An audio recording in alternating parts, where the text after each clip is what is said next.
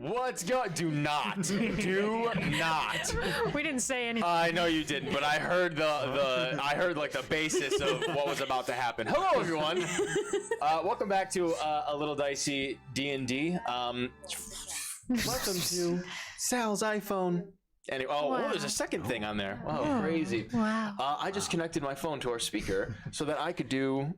It's playing on the desktop, and now I look like a fucking idiot. But now I'm doing it through my phone, and it stopped. Hello, welcome back to Little Dicey D&D. My name is Salvador Sabraca. I am a dungeon master here until the day that I truly just collapse from laughter because of these motherfuckers across from me at this table. Before we jumped in, something happened that truly. I thought I wasn't gonna recover from it because of that. That's how. I took a little video of it just in case he had died. God. That way we would have had it. Looked like someone who had like thrown up a lot. I legitimately, my stomach and my abdomen felt as though I was puking. I'll tell you later. So thanks for joining us. Holy moly, we have a wonderful session tonight. At least I planned a wonderful session. We'll see what you guys end up doing with it. But like if it goes great, it's not me. If it goes bad, it's you. That's right, baby. Yep, that's my motto. There's not even a bus coming. You're throwing us out under it anyway. Yeah, that's right. That's right, baby. A bus doing. Yeah. If you're new, what up? Thanks for joining us.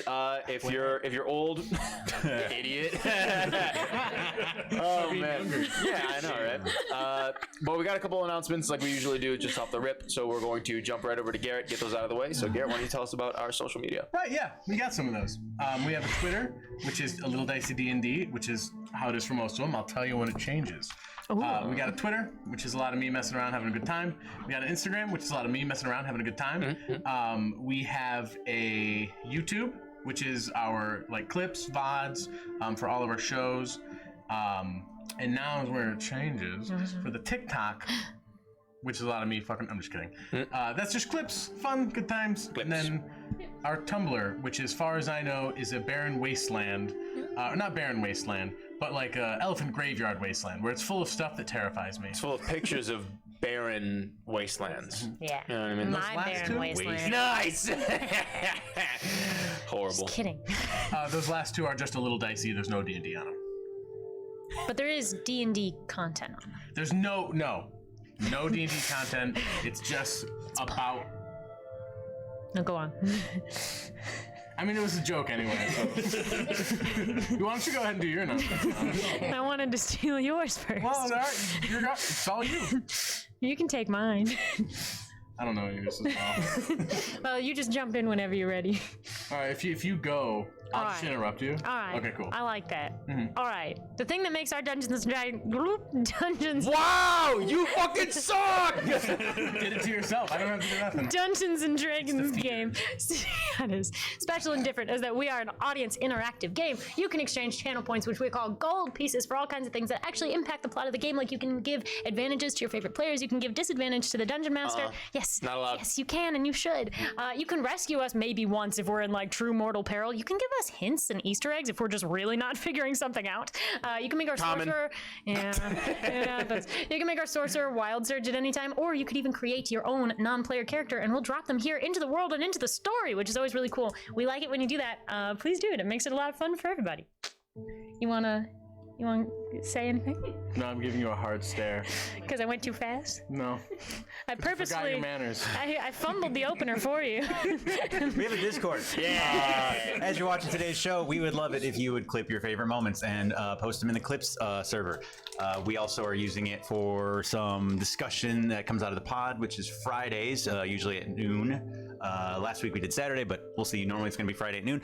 So right now we have a poll to see what class you want Sal and I to talk about next. Druid is winning, but it's certainly not all said and done. So if you don't want to hear about the Druid, you want to hear about your favorite class, go vote there. And also just act a fool in general. We love to see it. We do love to see it. Thank you, man. Jamie? And be sure to check out our friends at Super OK. They're a collection of really great podcasters and streamers. Also check out our friend of the show, Aaron, who can be found on Twitch at Little Bog Bitch. And our lovely chat moderator, Michaela, can be found on Twitch at Hello Diddy. Fuck yeah. All right, good stuff, guys. That was quick and moderately painful. Good job, everybody. I love it. Would love to see it. Okay, so what else? I don't think we have any other pressing matters to attend to. So with that being said, you guys want to play some Dungeons & Dragons? Yeah, I do. I mean, Yeah, I'm here. I'm here. that sounds like a good time. Fuck yeah. Let's do it. Now that you mention it. Yeah. So, when last we met, a group of intrepid adventurers, the Bared Souls, had finally emerged out of the abandoned iron mines of the town of Aberlock in the province of the Blackweld in the kingdom of Naledian. After successfully navigating through this abandoned iron mine, defeating a few fiendish enemies, and retrieving proof of these rather grotesque creatures that seem to have been stalking the mines, putting the miners at great danger as they were trying to accomplish their jobs of mining the iron mines. At the behest of Lord Ilan Thorn, the sovereign of the town of Aberlock, you emerge out of these mines with more information than you might have expected that you would find. While you were delving these mines, you uncovered what seemed to be centuries old and hidden elven sovereign crypts and tombs that house the Elven Tira, which are the old elven kings and queens and sovereigns of their respective nations. In addition, you had a couple other encounters with other poor unfortunate souls that did not make it out of the iron mines, and I've decided that right now that's not your problem, so I'm not going to worry about that too much. We're the heroes. Yeah, exactly. Upon arriving, you had a brief conversation with Harry Garland Jr., one of your compatriots here in the town of Aberlock that is trying to assist you in your endeavors to free his undercover lover, who is unfortunately been jailed in the Stone Home, a single, what's the word I'm looking for? A sort of single stone prison, a prison made out of a single large stone structure that seems to go into the underground as well, that houses some of the Blackweld's most notorious criminals, or simply anybody that Lord Ilan Thorn deems to be problematic here at the town of Aberlock. Yeah, you know. Not just the problematic people. Yeah, just you know, yeah. Thank you. Anyone who gets canceled. Go Yeah. Stone Home. That's right. free speech. Not here, brother. Not here, brother. He's treading all over everybody here. Oh man. He's treading. After that conversation with Harry Garland Jr., you decided to head back to the Grappled Thigh and reconvene with your other companion, the young Rennie, who is the younger brother of Marcroft, the gentleman who is being held up at the Stone Home. Upon arriving back at the, upon taking one of the council members of Aberlock back to his abode, Councilman Errant Dumont, after he had been slightly charmed or poisoned a bit by Harry Garland Jr. Slightly charmed. You helped him back to his abode, searched around, or attempted to search around a little bit, and were not necessarily accosted, but met by some of the Black Hand guards of the town, just sort of checking in on what was going on without alerting them to any sort of mischief that you might have been up to. You began to send them on their way to. Some of them went to go check on Errant, and some of them went just to go about, patrolling the city. And you attempted to break back into Errant's home in order to snoop around. While Indigo, you made your way back to the Grappled Thigh to check on Rennie to meet the rest of everyone there. Where you had another encounter with a surprise person that decided that they would make their final move in hunting you down for a previous event that unfortunately had befallen his late sister. That problem was dealt with relatively quickly. And after disposing a necromantically animated body that may or may not have never really gotten you into trouble at this point, so sort of throwing that evidence away as best you could, you all finally made your way back to the Grappled Thigh to check on young Rennie.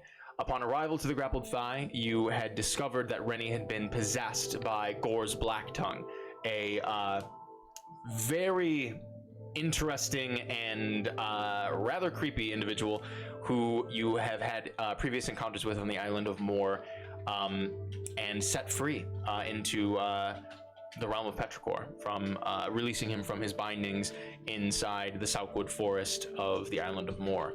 Here, yeah, it was good. Yeah, good time. Oh, yeah, good guy. And here you had a brief conversation with him in which he offered his assistance in your endeavors here in Aberlock because he has interest in Lord Ilan and whom he may serve. So you made a deal with him that he would release Rennie from his possession and never enter him again. In exchange, he would aid you by gifting you the Eyes of the Black Tongue, which, by the way, are all now on your character sheets on D&D Beyond as a feature, so you can check that out, the details of which. In addition, he agreed that he would never enter Rennie again as long as he had access to your body, Indigo. And unfortunately not in the fun, cool, sexy way, but in the very creepy, uncomfortable way. Finally, after Black Tongue left the body of young Rennie laid down for a little bit of a long snooze because that is extremely draining. And about half the group had decided that they were going to, I believe, go back to Errant's. Yes, to try to... We're going to go back to... Yes, Indigo and Sirikaz were going to head back to Errant Dumat's to try to break in and see what about so they can find that they were searching for before. So, it is about midday now, I would say about 2 in the afternoon. You are all here at the Grappled Thigh. Sirikaz and Indigo are about ready to take off. Rennie is sort of laying in bed. Is there anything any of you would like to do before you make your next move? Oh, a party drink! Yes, get it started, get it going. Get the mana flowing. Yeah, could you pass me my... I know everyone's in a hurry, but when you guys get back, Indigo, I think we should all have a nice long chat about how you're feeling. And, I don't know, if you're up for it, when you return, I think we should talk. Sure, yes, I'm always up for a good talk. Good. Alright. But I'm not going to interrupt the mission. Go on. Alright. Cool, Kaz, are you ready? Yeah, bone ready. Let's go. Let's go. Alrighty. The two of you head out of the Grappled Thigh. As you head down the stairs, you don't see anyone in the lower level, which is not unusual per se, but you'd figure eventually this place would open for some time or something, but there doesn't seem to be anyone below.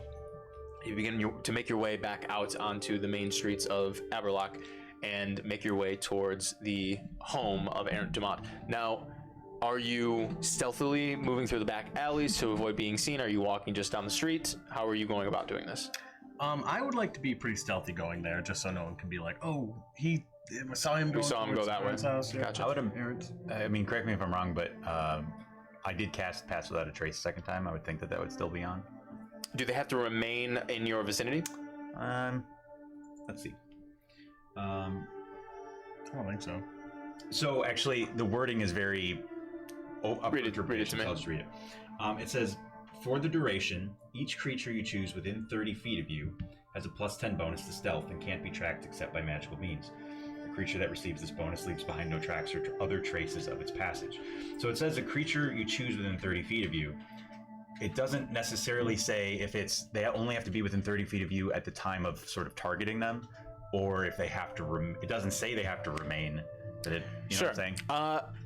I understand that. In my mind, the Pass Without a Trace spell sort of in my mind's eye looks like you are putting like a shroud around you, like a little bit of an aura around you, and it would make sense to me that like if you're just not there at all, that it probably wouldn't follow through. So I'm going to rule that they have to stay within that 30 feet of you for the duration. Yeah.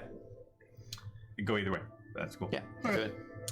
Quick question. Yes. Because I think I was at Aaron's house earlier, right? You were.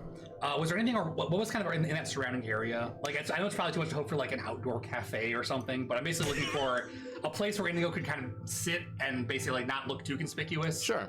This is kind of near the house. Yeah. So Can I get a croissant? I want to eat a pastry.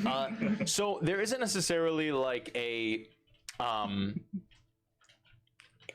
area specifically designed for leisure or anything like that.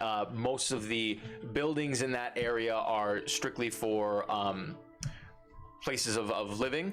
All of them are rather nice and well built and put together, and the decor inside, as far as you've seen, are well put together. There is an area that is sort of like, do you ever like drive by like some of those things that like people call them parks, but it's literally like A bench. yeah. There's basically an area like that in the center of this area of town that has like, a beautiful little maybe 50 by 50 block of grass with like a wooden bench, and there might be a few like sparrows or something like that that just sort of fly down, and like some people might feed them there. You could definitely head there. It is nearby relatively, but it is not necessarily close. I would say it's probably like nearly 150, maybe 200 feet away from the home. Okay. Other than that, I mean, there's the street. Across from the street is another neighborhood. Doesn't necessarily have any benches, but you could probably just post up against one of the alleys in between homes if you'd like. Yeah. One other question: have we seen any like street performers as we've been moving about town? No, you have not. Okay, I'm wondering. That seems like something that might have a problem with. So, okay. Tell you what. So, Kaz, here's what I'm thinking. Listen. So, how about you take my rat with you? I mean, just for the purpose of like getting to where. Well, yeah, I understand. I'll kind of set myself up like, I guess. My thought is basically just, where can I stand where you're going to be able to see me, to be able to like get a signal to like it's safe to go in. I mean, I sort of like look around, make sure there's no one around. The last time I did this, I just kind of climbed up the backside and went down the chimney. Gotcha. So, is there a street like on the, as far as the backside of the house? Is there just like more houses back there, or is there like a place for me to stand? Yeah. So the neighborhood is sort of built in like a square. Councilman Aaron's home is the second one, like westward into the square, and then there is a building behind it, and then there is some space, and then the 50-foot sort of park area. Okay. If I was sitting in the park, would on the roof, Sirkaz 100% would be able to see you. Okay. Is that? If I'll mention the park to you. Does that seem like that would be good? Yeah, that makes sense to me. Excellent. I'll give you sort of like a thumbs up signal or what would you like. I mean, listen, even if I can't see you, I mean, you can just make the rat like give me a little nibble, right? Yeah. How about and just in case you need to like talk in general, like 1 nibble for yes, 2 for no. Sure. Okay. Yeah, that makes sense. That's great. 1 for yes, 2 for no. And right. Okay. And all right. I think we're good then. So, yeah, I'll go. Actually, yeah, well, I guess we'll find out. What the range on this thing is, based on where I'm sitting. I mean, it's what, maybe. Oh, no, I'm just ballparking. 150 feet away. Yeah, that's so I mean, I won't get outside of 200 feet. It'll probably be fine. I wouldn't worry too much about it. Right. So, I'm not going to stealth as we're moving there. I'm basically just going to kind of casually walk over to the park. Well then, Kaz, give me a stealth check. Sure. Sal, when we get this ability, do we have in sort of a intrinsic understanding of the range of these things? I'm gonna say no until you figure it out. All right. Well, I know what it is. I know you do. Yeah. 25. 25. Good to know. Yeah. Alrighty. So the two of you begin to head towards Councilman Aaron's home through your separate ways. Indigo, you begin to head down the street. You don't, again, necessarily see too many people out and about, really. For what it's worth, whatever people are doing for work nowadays here in Aberlock, or at least maybe whatever they're being forced to do for work here in Aberlock, you're not entirely certain. The folks that seem to be home do not seem to be out doing, yard work or anything like that. Every once in a while, you do just sort of, as you're walking by, notice that there are people watching you through their windows outside, or through their windows to the outside. And when you sort of catch eye contact with them, they quickly seem to shut curtains, just generally keeping a whatever I don't see doesn't hurt me situation vibe, really. Sirik, as you slip through the back alleyways to head towards the more well-to-do area of town, every once in a while you hear a bit of shifting. You sort of post up here and there and take a look around. Go ahead and make a perception check. Sure. I'm gonna roll this because I did decent with it. 14. You hang around a corner and take a look, and you can see that there is like a small group of what seem to be young people, probably preteens, wearing sort of squalid clothing, digging through what seems to be like a pile of trash and random debris in one alley. They don't seem to notice you.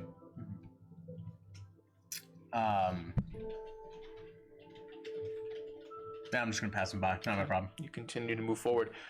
So eventually, the two of you, pretty much without any sort of snag or snafu, reach Councilman Aaron's home. Indigo, you find yourself in that sort of back park area after hanging a right. After you pass Councilman Aaron's home, you move more into the well-to-do area of town, and you can see that there are a handful of people actually within the park. It's not too busy by any means. There's one person sitting on a singular bench. There's enough room for another person to sit. And you can see that there is a rather nice, like, well-kept, sort of small garden on one side, along with like what seems to be a relatively large evergrey tree on one corner. And then there's a portion of this sort of 50 by 50 grass area that seems to be dedicated to any sort of pet situation. There's one older woman who seems to have a very small dog that is in the process of like yapping at what seems to be like a squirrel in evergrey, and they don't necessarily pay much mind to you. They seem to recognize who you are because of word about town, but they don't necessarily seem to show any alarm or anything like that. Sirik, as you find your way finally up on the sort of the back right side, the eastward side of Councilman Aaron's home, go ahead and make another perception check for me.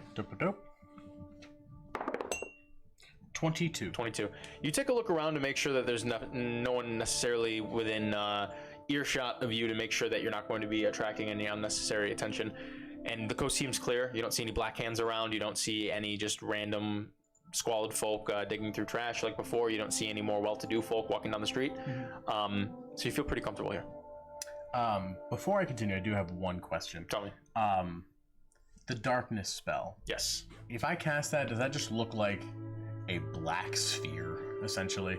Yeah, it essentially just looks like a giant blob of darkness. Okay, cool.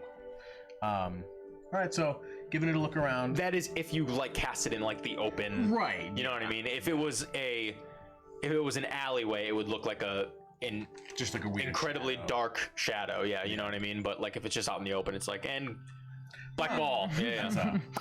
Ball of black. All right, but I don't see anyone around. I didn't hear anyone, so I'm roughly where I was when I climbed up, right? Essentially. Cool. I'm just gonna trying to use like the same path, and make my way back up. Give me an athletics check. You'll have advantage on this because of your familiarity. 2 14s for 17 total. Yeah, no problem. You definitely make your way up the side of this home. This time it's much easier. You've already traced the path out in your mind because this is the second time you've done it. You find yourself on the roof.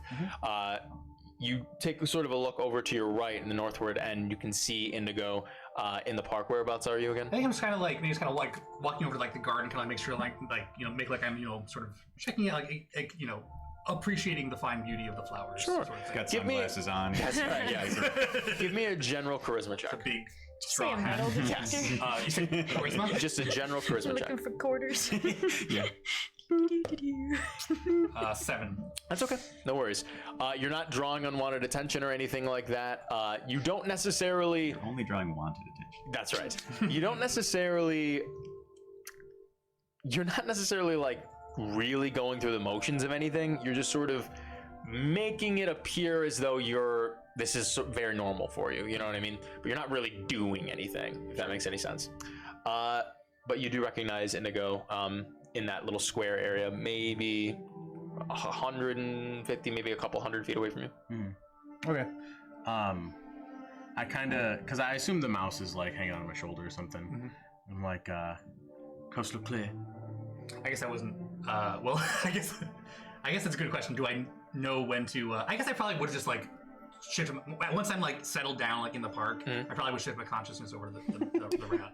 You attempt to shift your consciousness into the rat, and you cannot find purchase on the rat. It seems you are too far away to meld your consciousness with it. Gotcha. Well, I'll stand up and kind of saunter back closer to that. Sure. And I guess every once in a while, I'll basically try to connect. So you move. Yes. 2 bars. You begin to make your way towards the home, and you have to move far enough to the point where you find yourself in a very, very narrow, definitely only one person could like fit by at a time, alleyway, leading towards Councilman Aaron's home. After exiting the park area and moving sort of towards a little side street, and then making a right, which would be south for you at this point. And eventually you sort of just stop and you focus and you can feel your consciousness move into the rat. You clock that this is probably about 100 feet away. Okay. Well, once I hit that point, then I'll shift over to the rat. There you go. And kind of like, can I give like a little rat thumbs up, basically? I will allow it. Okay.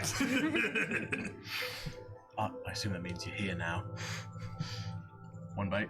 Yes. So I've realized a slight limit. I'll talk about it later, actually. And I'm gonna go down the chimney again. I'm gonna go a little bit slower this time and listen, make sure that like he hasn't woken up or something. Gotcha. Give me another athletics check and then give me a perception check. Okay.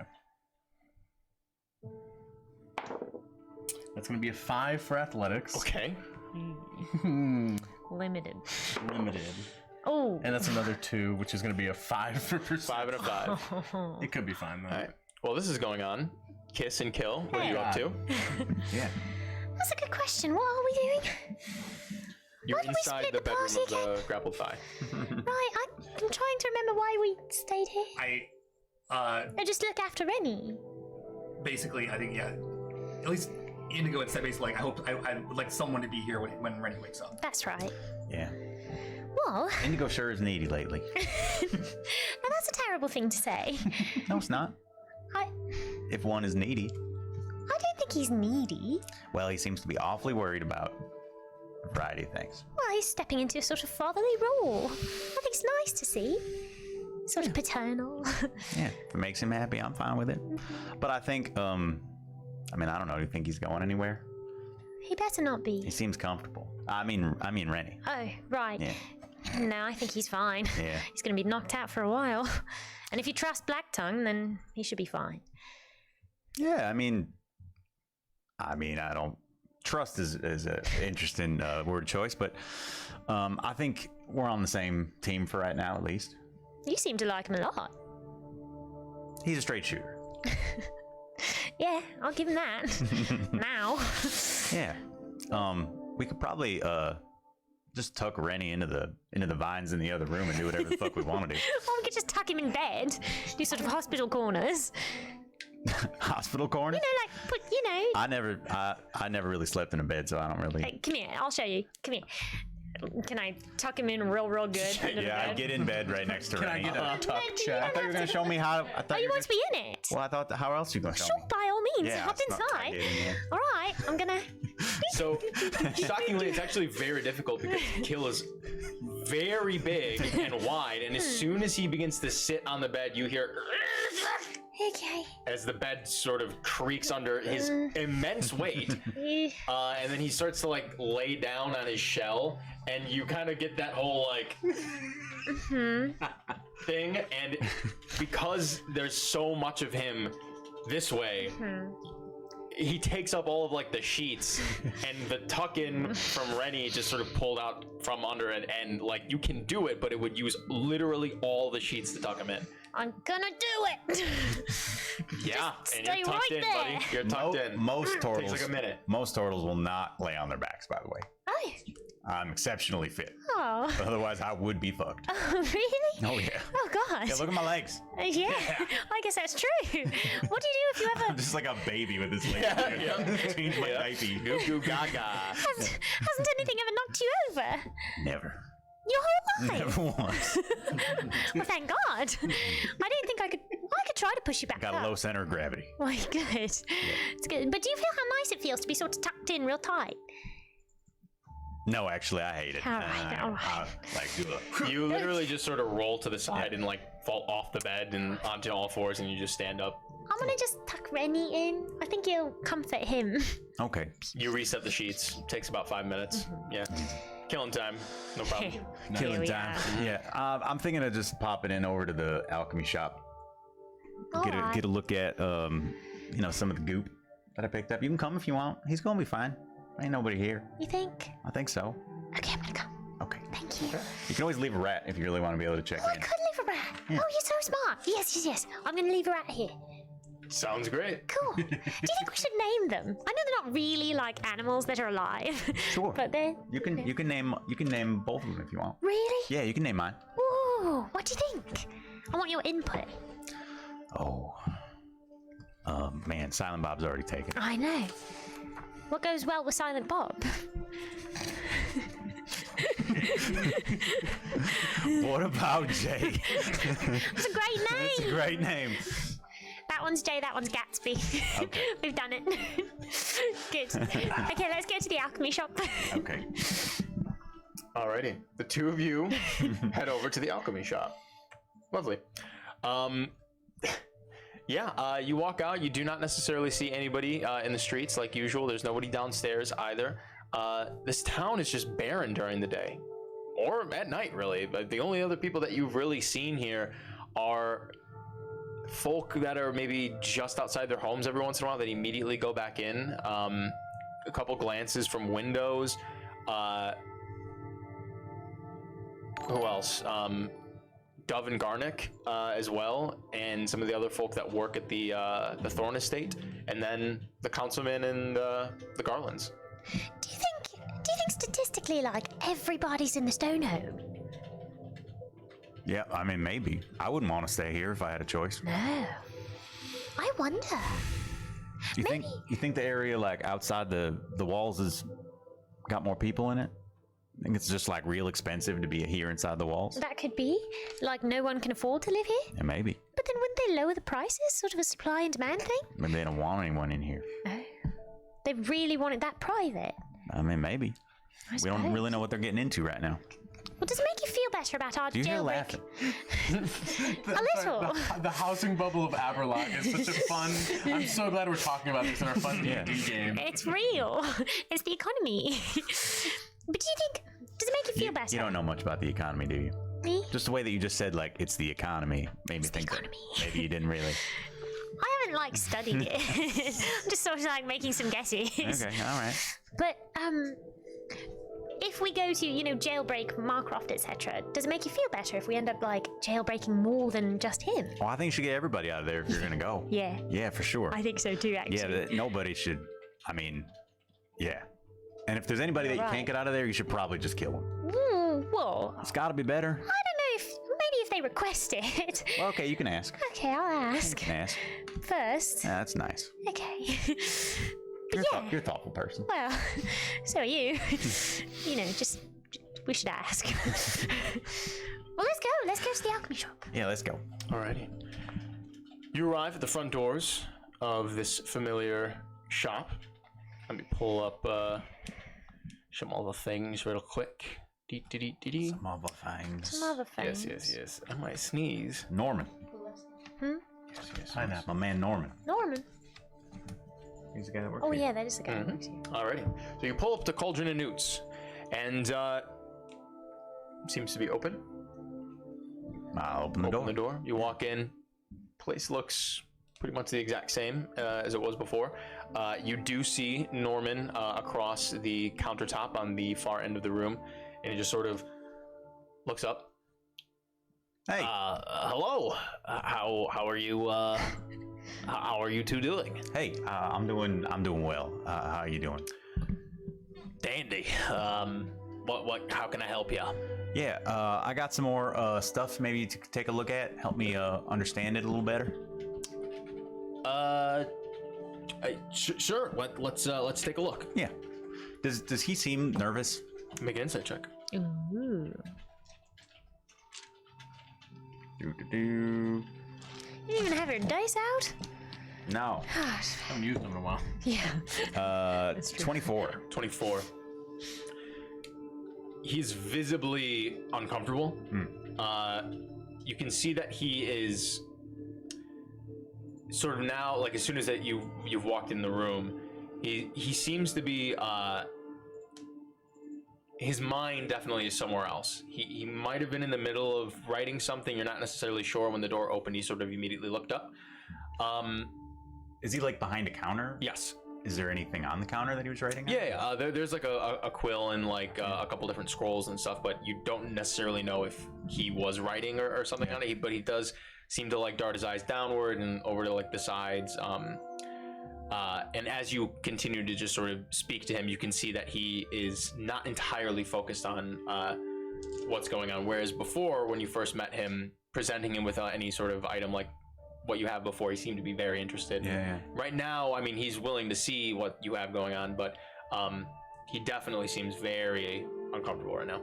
Is while I'm sort of taking the stuff out, can I glance at like Make a perception check. and just see if I can tell what was being written? 16. 16. I mean, you take a quick glance, and there are a couple different like parchments and scrolls around, and quill ink. There seem to be a couple that just have like everything just sort of just like crossed, and then there are some crumpled ones to the side, and then there's one that's sort of on top of everything right now, like a pile of other parchment that seems to be detailing.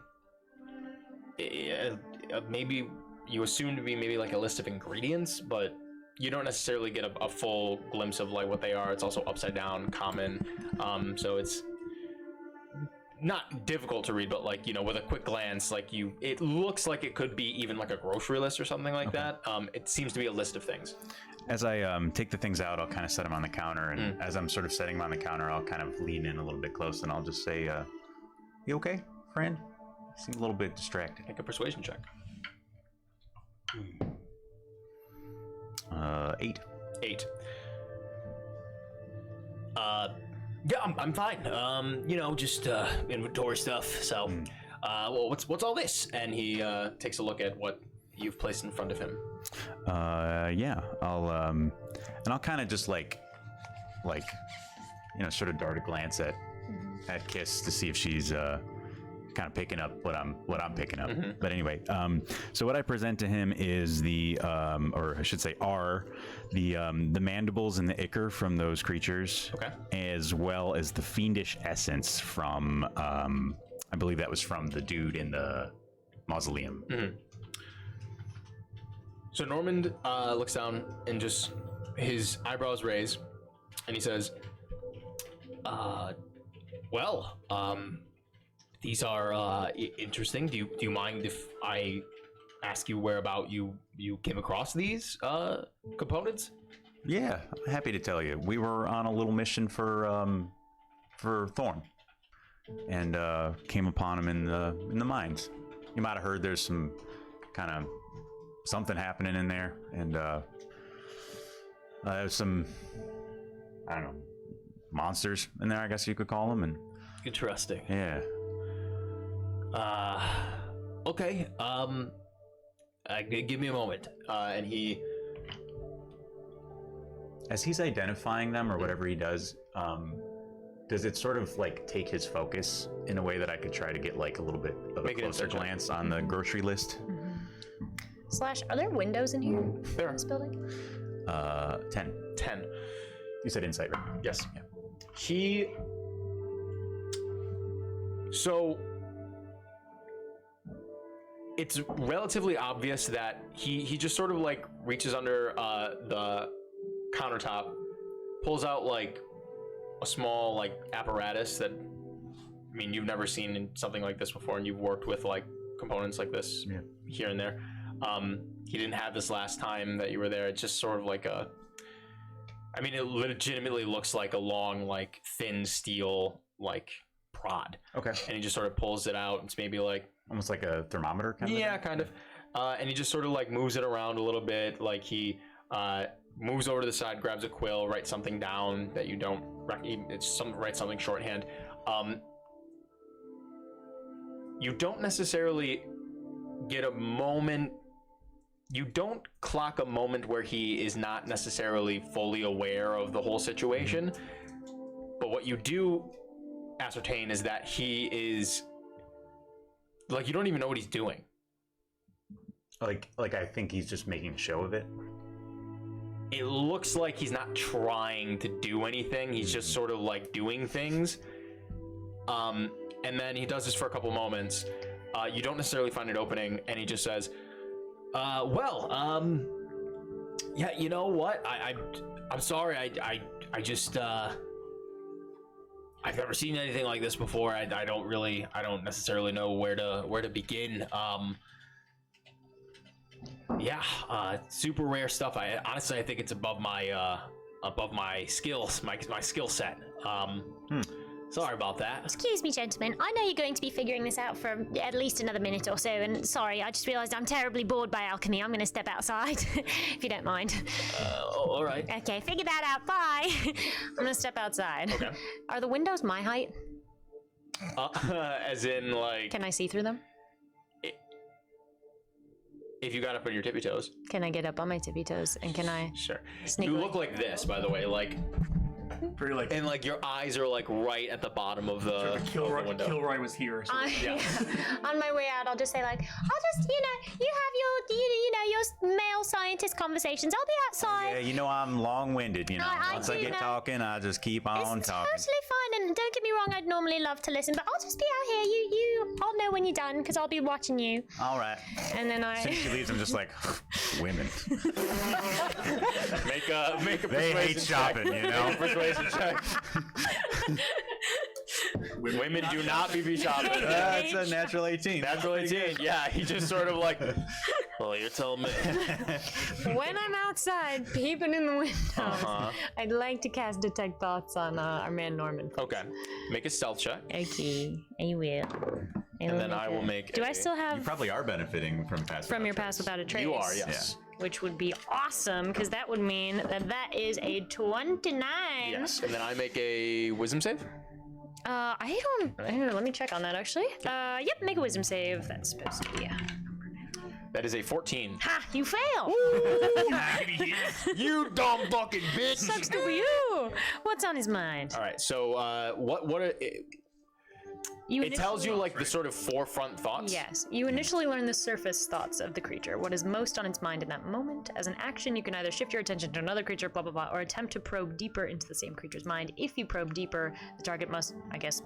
Oh, that's when the target must make a wisdom So save. you automatically get... Yeah. Okay, gotcha. That's good to know.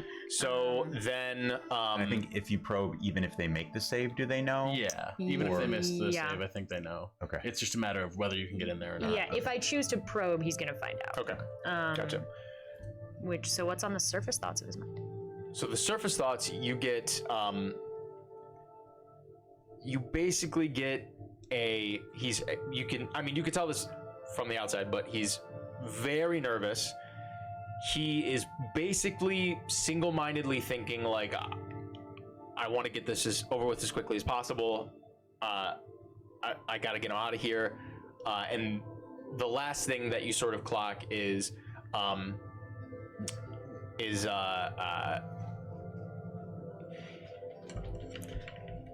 last thing that you clock is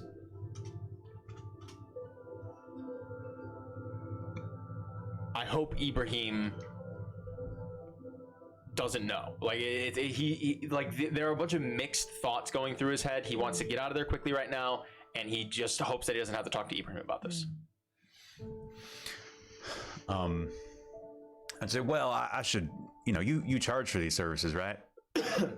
Yeah, I think you charged me last no, time, you know. I mean because I'm unable to. Oh, but it's figure this out. not your fault that you didn't know, and you know I trust you. You know. Well, I understand that, but I didn't provide you with a service, so there's no reason for you to have to. You want to probe? No. I want to bop back in the door Okay. and say, By the way, does it seem really empty around town today? I thought we'd at least run into like Thorn or Ibrahim or something. Anyone seen them? No, I'm unsure. I've been at the shop all day, so. Fair enough. do his surface thoughts do anything? Nothing really has changed other than like, please leave. I hope they leave soon. Fair enough. Is that that instrument? Is that what you use to identify stuff? Because I could probably use one of those for the road. It helps me with like figuring out if I can identify things. okay. If that makes sense. Sort of the first step situation. Okay. All right. Well, I mean, I guess that's all I came for. But you know, always happy to gab if you ever want to get out of. You know, it's not terribly busy around here. If you ever want to just close up shop and. You know, Sure. I mean, like the shit. You know? Yeah. I mean, like I know it doesn't seem like it's busy in town, but I mean, I've just got so much work to do. But if something comes up like or something specific stuff for Ibrahim. just I mean, if in general, He's got to be about your only customer. He's like the second person we've met in town. well, you know, I provide work for the crown as well. Like stuff is outsourced. You know, sometimes for the academy even. So What kind of stuff are you working on today? just a whole lot. I'm sorry. Is there anything else that you needed to get done? I just have a bunch of work to do, and if I can't really. Oh, you want to show him those fingernails? Oh, You think yeah, those are yeah. anything? Oh, yeah. Take a look at these. Is it academy stuff you're working on today, by the way? A whole bunch of things, and you actually do see him now. He starts to like shift the papers to the side and like sort of put them out of arm's reach. Yeah. And he takes a look at the nail. As the minute completes. It's very clear that he just sort of picks it up, looks at it, and then just goes, sorry, I don't necessarily. What else? Just did I hear anything else as Sure. this minute? Is it probably like wraps up? does it go lasts for a like, minute. it lasts a minute, got it. As the spell starts to fade, he, the last thing you sort of catch is, please, gods, just leave. And he just sort of, I'm sorry, again, like, this is something that I haven't really worked with or studied before. I'm sort of more used to like herbs and other things of that nature. But best of luck. If I may guide you with that, Yeah. I hope All you right. figure it out. All right. Nay, I hope you have a better day. You know, You know. yeah. Yeah. All right. It's tough out there. You know. Oh, you know, just another day's work. Yeah. All right. Yeah. Well, all right. Well, take care. Hey, you know we're at the Grapple Thigh if you ever want to just hang out. Great. Yeah. We I make know. good company. Yeah. I'm sure you do. All right. Okay. Okay. We'll be on our. All right. We going. Bye. Yeah. And you begin to leave Cauldron and Newts. Sirikaz, as you begin to slide down the chimney of Councilman Aaron Dumont's, you begin to slowly make your way down. As you're trying to listen best you can, you sort of cock your ear down, and as you're moving your right hand downwards, you pick up your left foot and begin to move. And as you're attempting to listen and climb down at the same time, you sort of mistime your left foot as it tries to get repurchased on the side of the wall, and you slip a little bit, and you begin to slide downwards as the skin on your hand tears up against the side of the sooty walls of the inside of this chimney, and you just come to a screeching halt at the very bottom as you hear a of the soot just sort of under you. You don't fall on the ground, but you definitely made a little bit of a rustle. You stop for a moment. Doxed. No. Now our viewers know my Can name. I hear things with the rat ears? You're inside the senses of the rat. Yeah. So it's just is it hearing as well or is it like, Yes. So there is something that's slightly different about this sort of connection than is noted there, and we'll find that out as I explain them to you. But the usual find familiar, you hear what your own body hears, and you only see what the creature sees. But you get the full senses of both yourself and the creature, just not sight. You get the sight of the creature.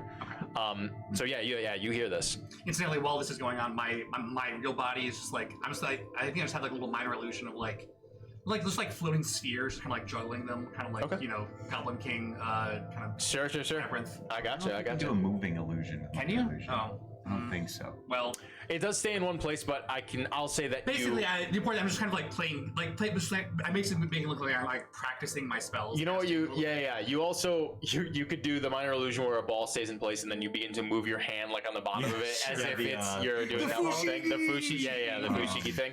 We'll say you're doing. I never heard that. Yeah. It was all the rage back in 2010. That's right, baby. I just heard it was like stationary juggling or Body juggling. Yeah, something. There you go. Your body juggling, baby. Juggling. Hell yeah. Yeah. Contact video on juggling. it like less than a week ago. Very cool. That's the only reason it's at the front of the brain. Kaz, you hear. Fucking clean later. I'm gonna have to stay there, I think, for a little bit. Okay. I'm gonna give it like 2 or 3 minutes at least. Okay.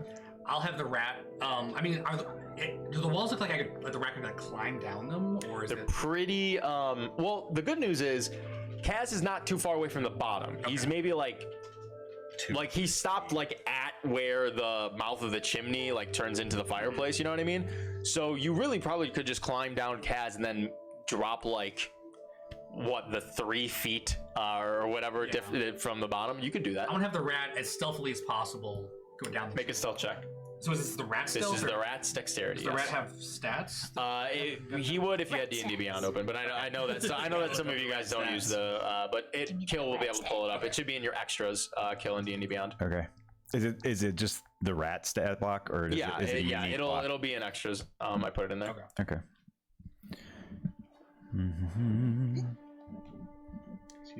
Wow.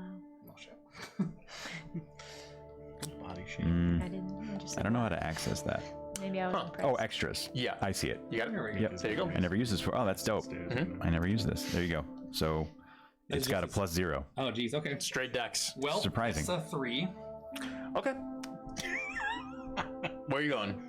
I mean, Just drop it down? and see what I see from there. Yeah, so you plop down, and again, more so just sort of like under your tiny little rat feet, and you just sort of like look around, and you begin to scurry out into the living room of Councilman Aaron, and you notice Councilman Aaron just sort of sat up on his couch with like a blanket sort of over his shoulders, and a large glass of water. Excuse me. Now it's a pitcher of water, like a solid metal pitcher that's sort of sitting on his coffee table, that he just sort of reaches over and like starts to begin to chug after he sort of seemingly woke up from his nap. Okay. He just sort of like is just a little bit groggy, and he notices you, and just sort of, what the fuck? And he like stands up. Scurry away. Okay, and he just shit, and he begins to like try to follow you throughout. Sirik, as you hear Councilman Aaron to like moving away from the vicinity, if you want to. Distraction success. Yeah, absolutely. And Now you know what? diversion. Yeah, I'll see if I can lead him. We're in like the living room. Yes, you begin to make your way to the next room. There's like a small hallway that leads to the right, and then there is another room in front of you that seems to be the door is open. You can kind of see that it seems to be like a kitchen area. Okay. Yeah, I guess I'll see if I can go hide in the kitchen somewhere. Okay. Yeah, no problem. You scurry into the kitchen. You look around. Make a quick perception check. Is that what's the rat's perception? Or is it my perception? It would be the rats, I believe. Normally, for familiars, you can use. No, it's the familiars. Yep. Yeah. Okay. That's wild shape. So perception is Just +0. +0. Yeah. Go get under the fridge. 8. 8.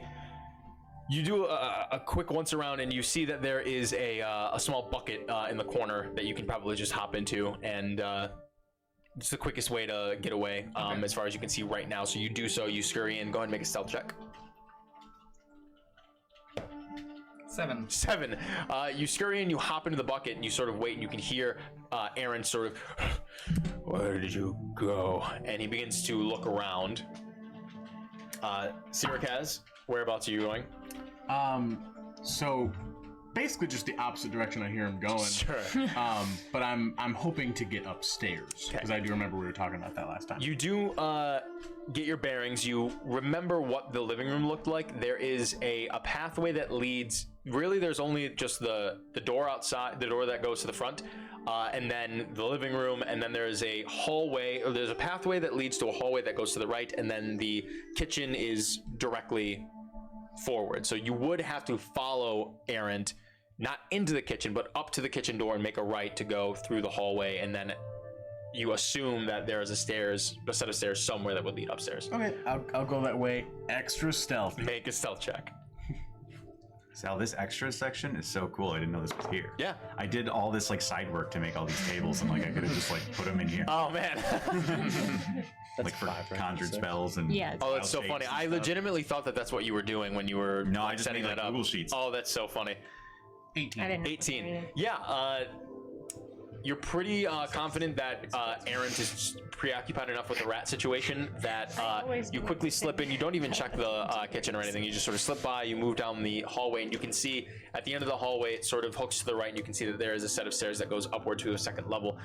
As you're passing through the hallway, you can see that there's a whole bunch of different paintings and depictions of landscapes, very similar to some of the ones that you've seen in Lord Thorne's estate as well. And you make your way down, and you hook up to the stairs, and you make your way upwards to the second level. Here, there's another hallway, and there are 3 doors total in this singular hallway. At the very end, there is a window to the outside, and you look. There's one door on the right side, sort of halfway down the hallway. There's one to your immediate left, maybe like 5-10 feet away from you, and there's another one all the way down in the hallway on the left side as well. I'm gonna go into the nearest one. Okay. I'm just looking for anything that has a lock on it. Gotcha. You open the door, you move inside, you can see that this seems to be a study room. There is a handful of beautiful decor in here, a beautiful tapestry on the ground, a wonderfully made evergrey wood, what's the word I'm looking for? Desk table with a whole bunch of different scrolls on them, a small, what seems to be like a journal on the side, a whole bunch of loose parchment, quill and ink. In addition, there seems to be a chest sort of at the very end of the room. There's another window on the other side. There's a bookshelf to the left, and there seems to be a handful of different items, whether it be beautiful ornate weaponry or even just like really well made miniatures of like ships and carriages and things of that nature, set up in little glass boxes, and then some of the ornate weaponry is also displayed up on the walls. Okay. Everything in there is definitely plot relevant, so make sure you take I know. So I have notes for everything. what I'm gonna do is check the chest first. Okay, you move to the chest. The chest is locked. I'm gonna try that key that I got from on it. Gotcha. He does not seem to be a match for this lock. Okay. Is there anything on that wall with the like weapons and stuff that looks like something that would be good for me? Sure. You take a quick look. You see that there is a longsword. You could technically use that. It might be a little bit cumbersome. There special. It's the only reason I can use it. Right. Well, There's also a beautiful shield, not like a tower shield, but maybe a little bit bigger than a buckler. And there also seems to be a rapier and a little like dueling defender knife, paired sort of together in like a cross. That seems like something that you could use. do I steal from Errant? Yeah, fuck. I think. Fuck them. I think I will. Okay. I'm gonna shove those into my bag of holding. All right. You take them. And then move on to the next room. Okay. Oh wait. I'm also gonna take the journal. Attaboy. Yeah. Ding, ding, ding. Take Aaron's journal. Sounds good. Indigo, as you're hiding and cowering in this bucket, Aaron sort of just like, what the fuck? And he looks around and you you're not necessarily peeking out to see because you want to remain hidden, but you do hear him, "You little fucker," and he starts to walk up, and he just sort of, you can sense that he's sort of like right above you, like going through like some of the small cabinetry opening things, and he just sort of, as he's looking around, you sort of look up, and he just I'll pull. I see him. you begin to move. He's going to attempt to grapple you since you were leaving his area of Rat grapple. combat. Grapple. A rat pull. A rapple. It's an athletics check. Yes. Rat. You can do acrobatics or athletics. Well, what is that? So this Just would be a rat. he doesn't have skills, so this would be, I guess. So it would be either a dex or a I strength. guess acrobatics plus 0. It's rough, buddy. 4. I believe on a tie, The situation goes unchanged. the situation You goes would not be unchanged. Yeah. grappled. So he also, I rolled a 3 + 1. So he reaches down to grab you. You just sort of slip under his or slip over his hands, and he, "Oh shit, come here, you little fucker!" And he begins to chase after you once again. Where are you heading? I guess I'll go out of the kitchen. Okay. You said there was another room with an open door that I saw, or was that? It was the hallway. There's the room with an open door that led into the kitchen. There's the living room that you just came from, and then there's the hallway in between them that Did I see any places to hide in the living room? Potentially. you certainly could hide in a couple I'll of go back places to in the living room. I'll go back to the living room. Okay, sounds good.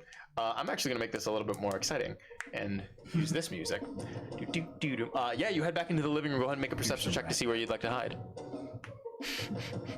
Please roll better. 4. 4. You scurry around and you look. I mean, you could probably get under the couch relatively quickly. So you begin to dart there. Yeah. You could also. I mean, hypothetically, you could probably try your best to like scurry up like any sort of side like furniture or anything, but like you have to make holes in the wall. no immediate holes in ground. this Okay. pretty relatively nice home. I think I'll hide under the couch. Okay, go ahead and make a stealth check.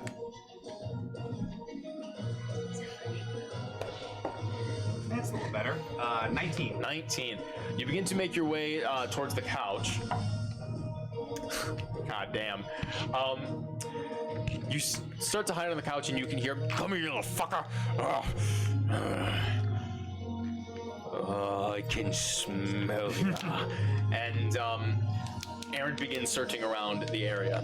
Kaz, you begin to head towards the next room on your right. There's one thing I want to do before I do Yes, that. please. Can I unlock and open the window that's in there? Fuck yeah. Yes, you walk up to a window, you see that there's a latch that keeps it locked, you unlock it, and you actually shunt it open just like a little bit so there's a breeze. Unless you don't want to do that. I want it open a decent amount. Like enough for you to get out? It doesn't need to be that much, just enough that like if I wanted to shut it, I could really like poof, slam it. Yeah, okay, yeah, no problem at all. For sure. And then you exit the study room and you begin to move to a second room off the right side. You open it up and you can see that this seems to be Aaron's master bedroom. Okay. Anything in here with a lock? Anything with a lock. Go ahead and make an investigation check. You bet. And toss me a piece of prosciutto. I'll shoot. I sure will. Anyone watching the stream? It was Sal's birthday this week. Tell him It happy was my birthday this week. It was a good time. That's why we brought prosciutto, because he's Italian. It's gotta be racist. 7. Happy 7? birthday, you Italian. I don't want to throw Just it. toss it. I'm gonna miss. Why would you throw it overhand? I'm not gonna underhand it, but it's not gonna go anywhere. Believe in yourself. Thanks, chat. Yay. God damn, this is good. So what'd you Get get? it off the... 7. 7. Oh. You quickly look around, and most everything in here seems to be party drinks. Most everything in here seems to be not. Oh shit! Happy birthday, motherfucker. Thanks, So What a legend. you you quickly look around and you try a couple things, and nothing seems to be unlocked. Like you try some drawers, you try the wardrobe, and I mean everything seems to be out in the open here. Okay. Yeah, I mean, is there anything under the bed? Very smart. You take a quick look under the bed. You can see that there's a small footlocker under the bed. And 3 women. Just kidding. What? Are they You alive? see 3 dead women. I'm joking.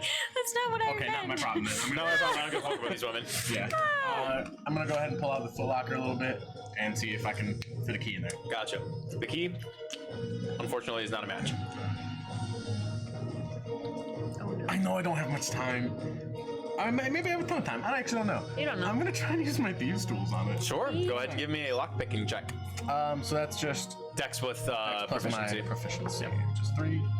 So it's gonna be a +7, which is good because it's a 9 total. You rolled a 2? Yeah. Damn. We've been rolling a lot of 2s up in here. That's rough, buddy. Yeah, I'm using my other die now. Sirikaz, as you sort of pull the footlocker from under the bed and you begin to attempt to pick this lock with your tools, you hear, "Gotcha, you little fucker!" Indigo. Councilman Errant, as he's sort of looking around, is sort of pulling things up, moving the coffee table, shifting. You can hear water splashing from the metal pitcher. And he's like, "Shit!" And he grabs pillows and starts tossing them to the side. He's like violently looking around, and he grabs. You can see his fingertips sort of appear under the lip edge of the bottom of the sofa that you're hiding under, and you can see the light begin to pour into this sort of little area as the sofa begins to lift up under you. I'll run. And you just scurry out, and he turns and says, "Gotcha, you little fucker!" And he's going to attempt to grapple you once more. My dream is to someday play D&D with like a little touchpad drum machine that just has like samples pre-recorded. Gotcha, you little fucker. 16. What not? 20. He reaches down and sort of in like a full dive grabs onto you, and just sort of like begins to like hold this black rat familiar form, and he just sort of, "You're going outside," and just sort of he turns, he begins to like hold you to his chest. Do you squirm? Do you try to leave? Or I'll put up a show of squirming. Okay. It's kind of exactly where I wanted to go, but okay. oh no! please. Gotcha. Yeah, you do so, and he opens the front door, and he just sort of, he walks you all the way to the street, drops you in the street, and then just, like, points at you and says, "Now you stay." And then he just sort of, like, watches you as he slowly backs up, keeping an eye on you to his door. He stumbles a little bit when he gets to, like, the stone steps in front of his home, and he shuts the door behind him. Okay, I'll have the rat come back to me. Okay, sounds good. Sirikaz. Yeah. As you hear that happen, your hand sort of slips a little bit, and you, oh, shit. You do not break your tools or anything like that, but you're fairly certain that at least right now, if you don't get more time to spend with the footlocker, there's no way you're opening this thing up. Cool. I'm gonna push you back under the bed. Is he coming upstairs? Do I hear anything? Make a perception check. Cool. That's a nat 20. You hear him loudly proclaim, "You're going outside," and then a moment later you hear the door. Okay, I'm gonna go ahead and quickly, stealthily move to the last room. Okay. You do so. You move up to the last room, you open the door, and you can see, you sort of do a quick peruse around, and this seems to be like a completely empty room with a singular tapestry on the floor. There are no windows in here. There are like two sconces that are not lit. You can see pretty well in the dark, but there's just like a pretty nicely woven tapestry on the ground. There's nothing else in this room. Can I check under the tapestry, I guess? You look under the tapestry and you can see that seemingly seared into the wooden floor under this tapestry is a series of sigils. You don't necessarily recognize, but they seem to be sort of, you pull the tapestry as much as you can without like fully displacing it, and it seems to be like a bunch of maybe arcane symbols in like a weird like circular situation. Okay. So if you want to pass any of that salam, thanks. Okay. Was there? Michaela, God, I love you, Jamie. can you toss the? Was there a window in Aaron's bedroom? There was a window in They're it. probably cold now. I feel like we should I get them would back like up to at break. get back to Aaron's I don't know if room. they are. If it, I mean, yeah, I think I have to because there's no window in this room. You said it was dark. Yeah. Okay.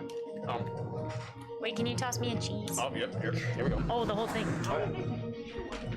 Ooh, it's all good. Everything is. It's all. So, You begin to head toward Aaron's room once again, and this time you hear, as you're moving down the hallway and you open up the door to his room, you hear the door open again from downstairs. And the door's shut. You can hear walking from downstairs. You're uncertain who that is. I mean, you have a good idea of who that is, but you don't know where they're going or anything like that right now. But you make your way back inside Aaron's room. It would be fair to assume that I would hear stairs specifically. Oh yeah. Because like you always can. Yeah. So I'm back in his room. Before I do anything, I unlatch the window and I open it up. Okay.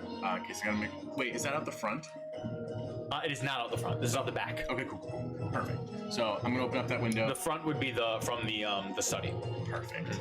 I'm gonna make another try at that footlocker actually. Okay. Make another lockpicking check. The DC is higher because you failed before. Yeah. Lost confidence. That's a nat one. Natural 1. Go ahead and roll a D100 for me. Percentile roll. It's okay. I planned for this. Yeah. Yeah. Okay. That's a 10 and a 0, so that's just a 10, right? 10 and a 0, I believe, is just a 10. Yes. Okay, cool. Yeah, it's all zeros makes sense. All zeros is 100. Cool. So you begin to pick this lock, and you can hear the beginnings of the footsteps that, like the hollow sound of foot hitting stairs as the wood creaks. As he begins, you assume Aaron to be heading back upstairs. He's not necessarily moving quickly by any means, but he's making his way up.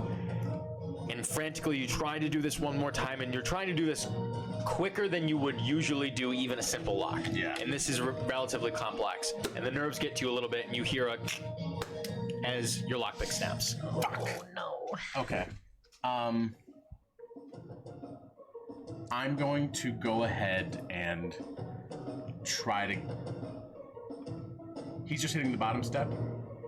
Yes, like you heard him begin to make his way up the stairs, and that's sort of what made you slip. Do the naked man. Approximately how far away from the study window would you say I am? 20, 25? Let me see in my mind's eye. I would say you are 35 feet away. Is there the study window from from where you are in the bedroom to the study window? You're probably anywhere. I mean, I told you the exact amount, but you're anywhere between 30 and 40 feet. So I want to kind of get as close to the door as I can. Okay. Close to the door of the bedroom. To the door to the bedroom. Okay. Well, because I'm still in there. You're in the bedroom. The door is shut. Because Yep. I would. I want to try to cast thaumaturgy on that window in the study. You have to be able to see it. It does not say so. You manifest a minor wonder, a sign of supernatural power within range. You create one of the following magical effects. Nothing about sight. Okay. Sure. And I want to use thaumaturgy to slam it open. Slam the window open? Yeah. Isn't it closed? I opened it about halfway, if you recall. You want it fully open? Yeah. So I'm Got it. The idea is to make a sound. Heard. You thinking ahead? Nice. I want to finally be able to use thaumaturgy strategically. Okay. And if it's fair to assume that'll make a noise, that's what I want to do. If not, It would certainly make a noise. yeah, perfect. So that's what I want to do. You focus your mind's eye on where that window was. You reach out and you just sort of will this window up, and you can feel that surge forward, and you hear a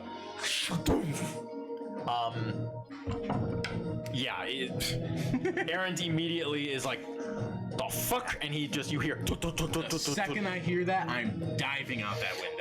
out of the bedroom window. Yes. Got it. He begins to upstairs. You immediately bolt. Are you taking the footlocker with you? Is it that small? Oh yeah. It's like, Hell yeah. Yeah, fuck it, let's sure. go. You grab the footlocker. Yeah. Yeah, you dart out the window with the footlocker. And you're looking out the front, there's so many people out there. It's very true. Indigo, you see out the back window, before you saw like the window open up a little bit. Actually, did you? No, you didn't see that. But where you are now back in your body, you can see the window is open in the back, and after a moment, your rat sort of makes its way back to you. You can see it's a few yards away at this point, but you see out of the corner of your eye your companion Sirikaz Delani just fucking dive out of this second-story window of this building. Okay.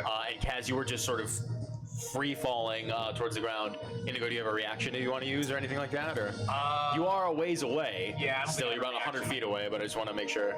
No reaction. All right, Kaz, you begin to fall downwards. I do. Okay. I'm gonna take. I knew. Yeah. Okay. Just making sure. I mean, you begin to fall downwards. Do it because it looks dope. It does look dope as fuck. Go ahead and just give me a dexterity saving throw to see if you can reduce any of this damage.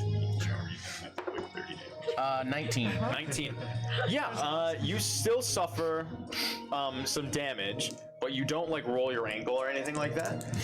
As you fall. Let's see. You fall 20 feet. Yeah, roughly. So I believe it's a d6 for every 10 feet. For every 10. So you suffer 2d6 points of bludgeoning damage, which theoretically it's supposed to stack, so that should be like 3d6. So the You always first say hit that, is but I don't think that's 1d6. true. I don't think that's true. I think it's 1d6 per 10 feet. Okay. I listen. I just Starting tell at, do you my think it's starting at understanding. 2d6? I don't think so. No. So the first one would be 1d6. He's The saying second one is exponential. 2d6. I So it think would be 3d6 total. I don't think so. Oh, that's a lot. I'm gonna not give a fuck about it right now, but I will look into that. Regardless, you suffer 7 points of bludgeoning damage. I rolled pretty well. Dope. You land on the ground. You sort of roll into it. You do feel a pinch in your shoulder and like some weight on your knees. You can feel your legs buckle, but you don't like break anything or I hellish snap rebuke the earth. Fuck you. I throw some plastic on the ground. That's my rebuke to the earth. That was a good joke and no one laughed at it. Fuck you. Sorry, So one that's more okay. time? Don't care. Nope, don't care. Thank you, Michaela. Cat laughed. I'm sure. No one gave a fuck. Alrighty. So, a mildly successful breaking and entering. Yeah. How exciting! Very That was cool. pretty good. You started at 3. What are you up to now, you two? Are you meeting back up with each other later? What are you doing? I'm gonna make some distance from this place real Sure. quick because I imagine he's gonna be looking around. Sure. Are you gonna try to do that stealthily? Absolutely. Make a stealth check. Before I do that, Yes. can the footlocker fit in the bag of holding? The footlocker can't fit in the bag. Okay. If I didn't do that when I jumped, I'm doing it now before I like. Sure. But then I'll go ahead and try to. This is more of a. I want to get like a distance away before looking nonchalant. Sure. So Party drinks. Thank you. that's gonna be a 27. Thank you. Galen. 27, no problem. You just fucking slip back into the shadows. You give a quick nod to Indigo. Indigo, do you follow? What are you doing? I'm not gonna. I'll keep some distance between us. Okay. Basically, I'll kind of nonchalantly make my way back to the grapple place. Sounds good. And you're both heading back to the grapple time. Yeah. Okay. As you two begin to make your way back, no one seems to approach any of you. You stay out of the eyesight of anybody walking by. Indigo, no one seems to pay you any mind. And as the two of you begin to make your way sort of to the relatively openness of the main street, you can actually see down the road Cassander and Kill, who have just sort of seemingly exited out of the Cauldron of Newts from across the street and are beginning to make their way back onto the main road as well. You can see Kiss and Kill, you can see Indigo sort of walking down the street towards you. Oh, hello. We just left running for like 2 seconds, and he's so tucked in. He's totally. Well, all right. We should go back and check out him, I suppose. Yeah, but he's super okay. Okay. Well, good. He's super okay. Nice. Plug. Shout out to our sponsors. All right. As they like start to make their way back, I do want to sneak up on them a little Sure. bit. With a 27, you certainly do. Dope. So I basically, you guys start walking back towards the grappled thigh, and I'm like, what a great day it's been, huh? Yeah, just out of nowhere, Kaz sort of just appears to your side. Well, how did it go? Yes, yes. How did what go? Oh, you're right. What talking? 12 Black Hand guards immediately swarmed it up. How was the bake We sale? fucking call Was you it successful? The bake sale? Did you guys go to a bake sale without me? It was fantastic, to be honest. I bought a few things. I'll be honest, I ate all of them. Oh. That's a shame. I'm not sure what that means. Do I sense any shame in Make an insight check. No, for you his don't. gluttony? Not even a little. No, I don't. No, you don't. Hell yeah. Well, you all re-enter back into the grappled thigh. Again, no one here. Nothing seems to be moved or anything out of place or anything like that. I'm gonna pour a drink. Okay. Okay, You go do check so. on Rennie just real quick. I'll also go check on Randy. Okay. Oh, just me? Look around. We'll be right back. You two head back up the stairs, back up to the room on the right. And you begin to slowly open the door. And as you peek inside, you see Rennie peacefully sleeping.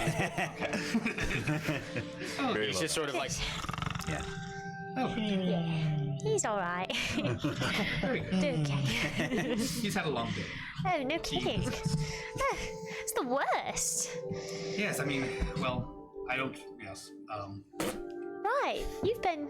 It wasn't great, but I imagine it's for a child. I imagine it's especially traumatic. Well, certainly. I mean, I even remember just being charmed by Black Tongue, and even that was upsetting. Quite different from being It's possessed. definitely the worst experience I've had with someone being inside me before. I'll tell you that. Well, that's good if that's the worst one. How many people have then? Okay. And I've been with some bad ones. Let me tell you. Well, that's. I'm glad to know that Black Tongue is at the bottom of the rung then.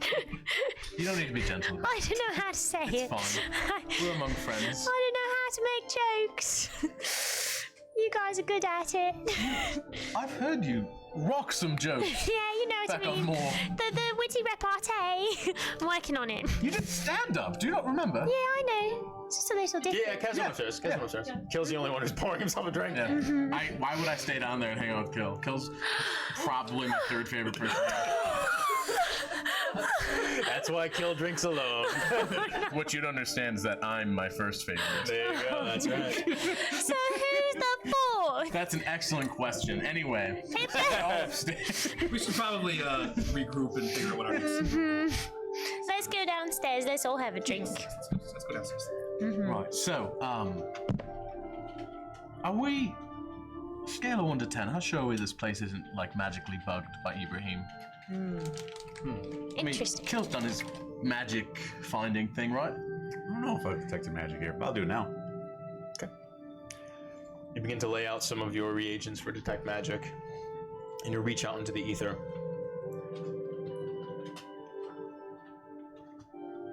Detect magic, you only sense the usual magics around you. I did do it here because I checked to see if the plants were giving off magic aura. Right. Yeah. No, well, at least as far as I can tell, we're clear. All right, cool. So I got this, and I just like open up the bag of holding and just No. the footlocker. Any magic coming off the footlocker? Once he pulls it out, you can feel that there is a magic coming from inside the footlocker. It is the same magic that you sensed from the last time you were in Councilman Aaron's. Well, you didn't have to bring the whole box, but that is what I saw. The thing is, unfortunately, the key is not to that. I tried twice with my thieves' tool. If you look, there's a little bit of it sticking out of the lock there. Did not manage to pick it in the tense moments because he was awake. Fun fact. Did you find anything that used that key? No. There was another chest in there. Nothing. Oh, I did find a strange room that seemed to be perhaps like a ritualistic thing. So there's like a rug sort of deal. But you know, like the fancy rugs. There's a name for it. I don't know what it is. Underneath was a bunch of markings, runes, if you will. Okay. Sigils. I can't read magic stuff, so I didn't know what it meant. But fun fact, that was there. So That does seem weird. yeah. Oh wait, I also grabbed these, and I pull out the rapier and dagger. Well done. No. Are these magic? magic? They are not magic. They look really nice though. So cool. No, they cool. are nice though. Like really nice. Like they probably would cost a pretty penny. Oh well, I'll send them. Do they look sometime more when like we leave. ornamental or functional? Make an insight. Well, what would Kill know about that? Yeah. It's a good question. They look real nice. Okay. They're real pretty. Man, they look good. They are ornamental. They just may also be functional. It's very true. Okay. Yeah. Party drinks. My heavens. Trying to get drunk. Wow. Let's get slosh. That's exciting. Who's redeeming these motherfuckers? All this before break? Arthur Philip Dent, who's new to us. Arthur Philip Thank you. Dent. Arthur Dent is here. I joined last week. Hell yeah. Shouts out. We are huge Nice to meet fans of The Hitchhiker's Guide to the Galaxy. Oh yeah. Fuck yeah, dude. I can't believe we got Arthur Dent. Hell yeah, brother. That's incredible. Arthur Dent. The late Dent Arthur Dent. What? All right, that's a deep cut. I know. I've only watched. We've seen the film. It's from like the third book, I think. Well, let's see if we can crack this bad boy open. Agrajag, that's the guy's name. Anyway, yeah, let's do it. Let's do it, and I push it over to him. This footlocker, is it metal? Is it wood? It's made out of wood. Mahogany. Yeah. He said he broke his. I think we may have tried this before. He broke his lockpick. Is there a way to like mend it if he like reattaches it and then like I don't know. Possibly. With, I mean, you have mending? I do have mending. Oh, probably. If you want to try that? I'm also, as you start to do that, I'm mid smash with my hand. Go ahead and make it a I'm like putting my thing. Amazing. That's 16. You hit, roll damage. 17. Yep. No, that one doesn't. This is 10. What is the AC of a wooden lockbox? 8 damage. 8 damage. Yeah, the footlocker crushes. You can hear the wood splintering and break under the hammer. And Kaz just sort of quickly pulls his hand away. You do grab the little loose broken piece of the lockpick out from under it. And Indigo, you can begin the process of casting mending if you'd like.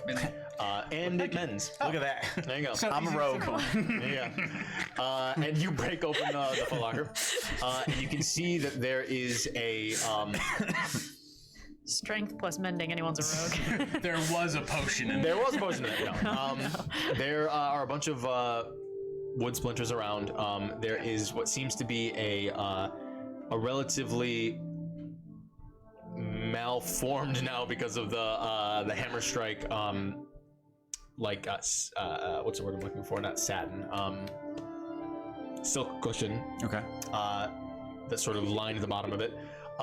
And there is a singular, dark red shard, like a beautifully cut crystal, that is like deep crimson red that just sort of like falls off to the ground, unaffected by your strike. And you can sense with your detect magic that is still going because the last 10 minutes, right? Yep. that is the magical object inside the footlocker. It's cool. It's cool. Oh, I thought you were saying it's cool. It's cool. That's cool. That's cool. It's cool. That's cool. I wanna say divination. Let me check something. Cool. Yeah, I'm like 100% positive divination. Well, this is definitely. I mean, I think Like 95% positive divination. I think I saw two. I saw two things in the house, right? I think I did. I believe you saw this thing and then the brooch around his necklace. Oh, okay, maybe. I believe that might have been the case. I might have, if off the top of my head, this is what I have prepared. So if I said that last time when you detected, I might have misspoke. Okay. So Okay, perfect. but he did wear a brooch that has that and then this thing. This is definitely what I saw. Does this shard happen to like match any of the jewelry that I've seen on the well-to-do in town? No. Okay. Well, this is definitely what I saw. Not that I know what it is. I'm gonna pick it up and get a closer look at it. Okay. Make a fucking investigation check. Ah, not a wisdom saving throw. Damn. No, not a wisdom saving throw. 15. 15. Okay, come on. I was like this sure that it was gonna be something dangerous, but I was like, Kaz wouldn't think of that. No, you take a closer look at it. It is a perfectly cut, what seems to be it seems like it's a ruby. I mean, you're not entirely well versed in identifying jewelry or I know jewels. when it's a gem. Yes, you do. That looks like a gem to me. You assume it's a ruby. It might be a little darker colored, but I mean, looks beautiful. It does give off like a very faint. There's like just a slight coldness to the touch of this thing. This is, for some reason, kind of cold. But it's definitely some sort of like... You do sense, once you sort of look at it, and you get this weird sense that you like can will like you just get the sense that you can like will something, like it. Maybe not necessarily you can connect with this in the sense of attuning to it, but like there's something about it where you just feel like if you reach out, something might happen. Okay. Definitely something magical. Yeah. I'll say that. I'm gonna try to use it real quick. So I'm gonna take a few steps over this way, and I get like 20 feet away from them, and I just. I'm like, And I poop. trying to like intuitively just do it. You know those videos where people try and like squeeze a raw egg and they like can't break it? Yes. That's what I pretty sure that's not real, right? No, try You it. said insight check, right? I feel like it's not real. No, yes. try it. Okay. It's because you're putting equal pressure on like all sides of the egg, so like there's nowhere for it to go. We'll see. I'll kind of try to like Give it a try. gather up Cassander and sort of like shield Yeah. everything. Sure. What'd you roll? Either this is for the better or awful because I rolled a nat one. Nat 1 on the insight check to try to ascertain what to do with this thing. Yeah, you just sort of think for a second and you're like, "Ugh." And like again, you feel that like something's there, but like you're just like, and you even sort of almost for a second you're like, well, what if I like tried to do like darkness through it, and like you move to like try to activate it in a way that you would activate a spell, and like nothing happens, and so you're just like, you're at a loss of like how to use this thing. Can I take a look? Let me try two more things. Okay, I'll be over here. Yeah, you like it? Yeah. Give me just a general, just give me a nature check. Con save. 15. 15. There's not really any like taste to it. A little dusty, actually, to be honest. Yeah, sure. Kind of like musty. Yeah. Yep. Now you do know that by licking it, I'll still. That's not going to stop me. No, from touching absolutely. It. Okay. It's just one of the things I want to try. Me too. I didn't know if that was a. God says me too. And I just like activate. I just like throw it down. Yeah, you spike it. It just sort of ting, ting, ting, ting, ting, ting. Nothing seems to happen. All right, fine. And I pick it up and just like toss it over. It was a good try. I'll take a look, see if I can ascertain anything. Okay. Make an insight check. It's a 21. 21. Much different. Obviously, this is. You focus on it for a moment, and you do feel that sort of sense that there is a possibility of activation with this gem. And you feel a sense of reaching out as well. And in the back of your mind, it's almost reminiscent of there was a one time, maybe a couple times, you can't put your finger on it, but you recall a similar feeling of call and response to when Cassander has magically contacted you with her abilities. You feel that sort of similar situation. Interesting. Can I attempt to call? Sure. What would you like to say? I would like to say,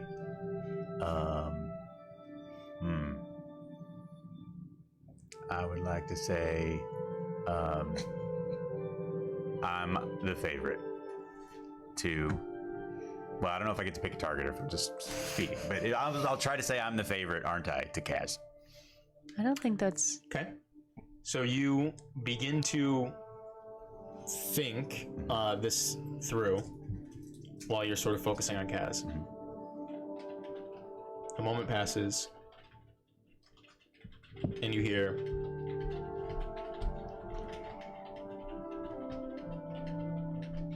Who is this?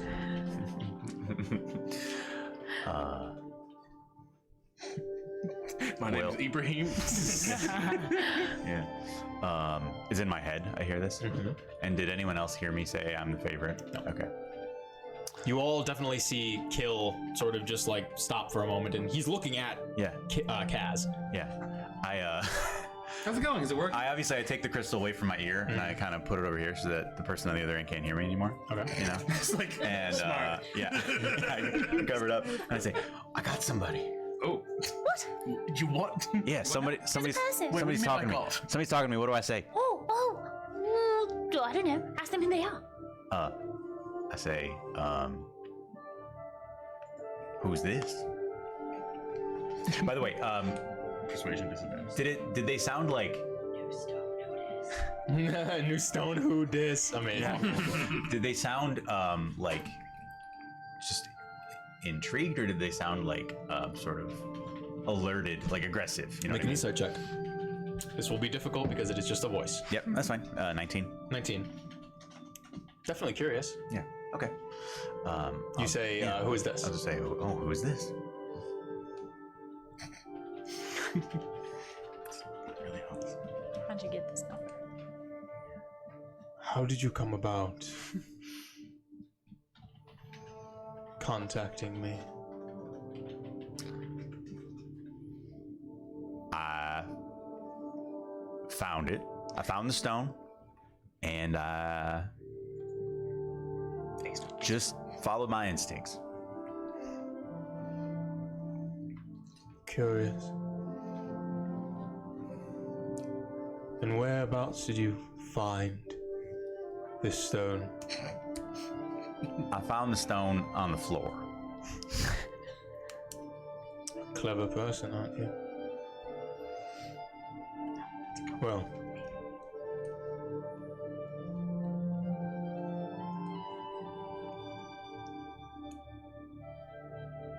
This is not a voice I recognize, right? No.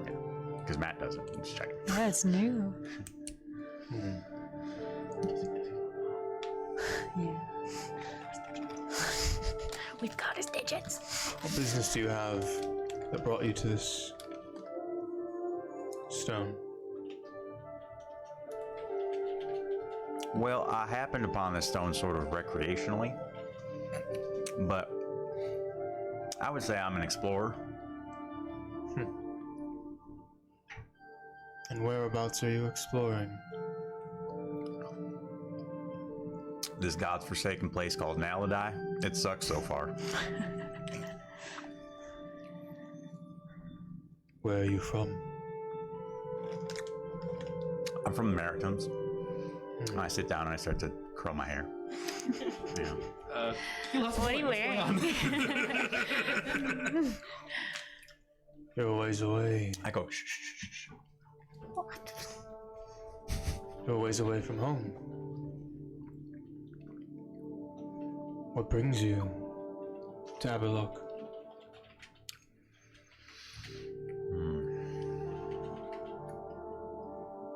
It's my unfortunate first stop on my grand tour. So you are in Aberlock. Ah, you idiot. Well, I mean, that would have been a pretty random guess. I assumed you knew.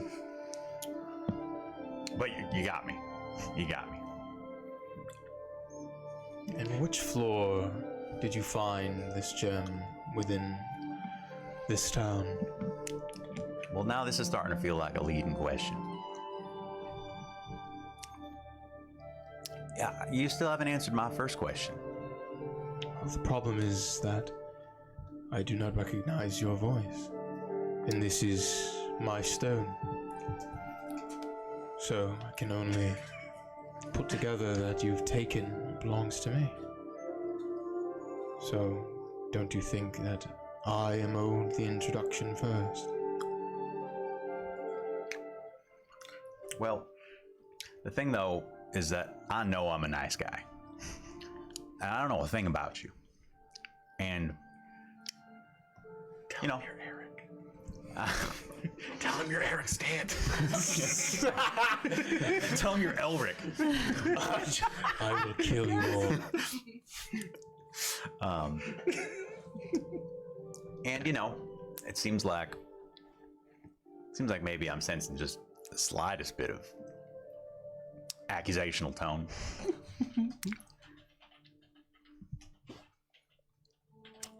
I don't know how many words I get, maybe infinite.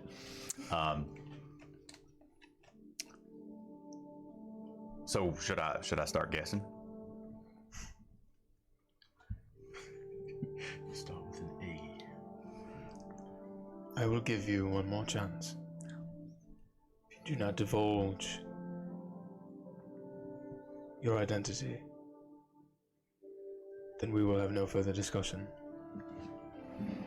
So tell me, who are you? He says if I don't tell him who I am, he's gonna stop talking to me. Tell him I would say tell him. whatever you like. Tell him you're Eric Stand. I'm doubling down. I'm glad you got to say this out of character and in character now. I Any think I've name done you that like. in this campaign, haven't I? Why do you got that Haven't particular you look had on your face? 15 names in your life. Oh, I have had a lot of names. So what's it matter what name you give him? That's true. He doesn't know. That's true, but now you're putting me on the spot because I didn't actually pick any. You've had 6 months to pick 15 other names. Yeah. Yeah. Well, I suspect that you'll probably be able to find me if you really wanted to anyway, so might as well just be honest. My name's Kill. Well, Kill. From the Maritums, who found my stone on the floor in Aberlock.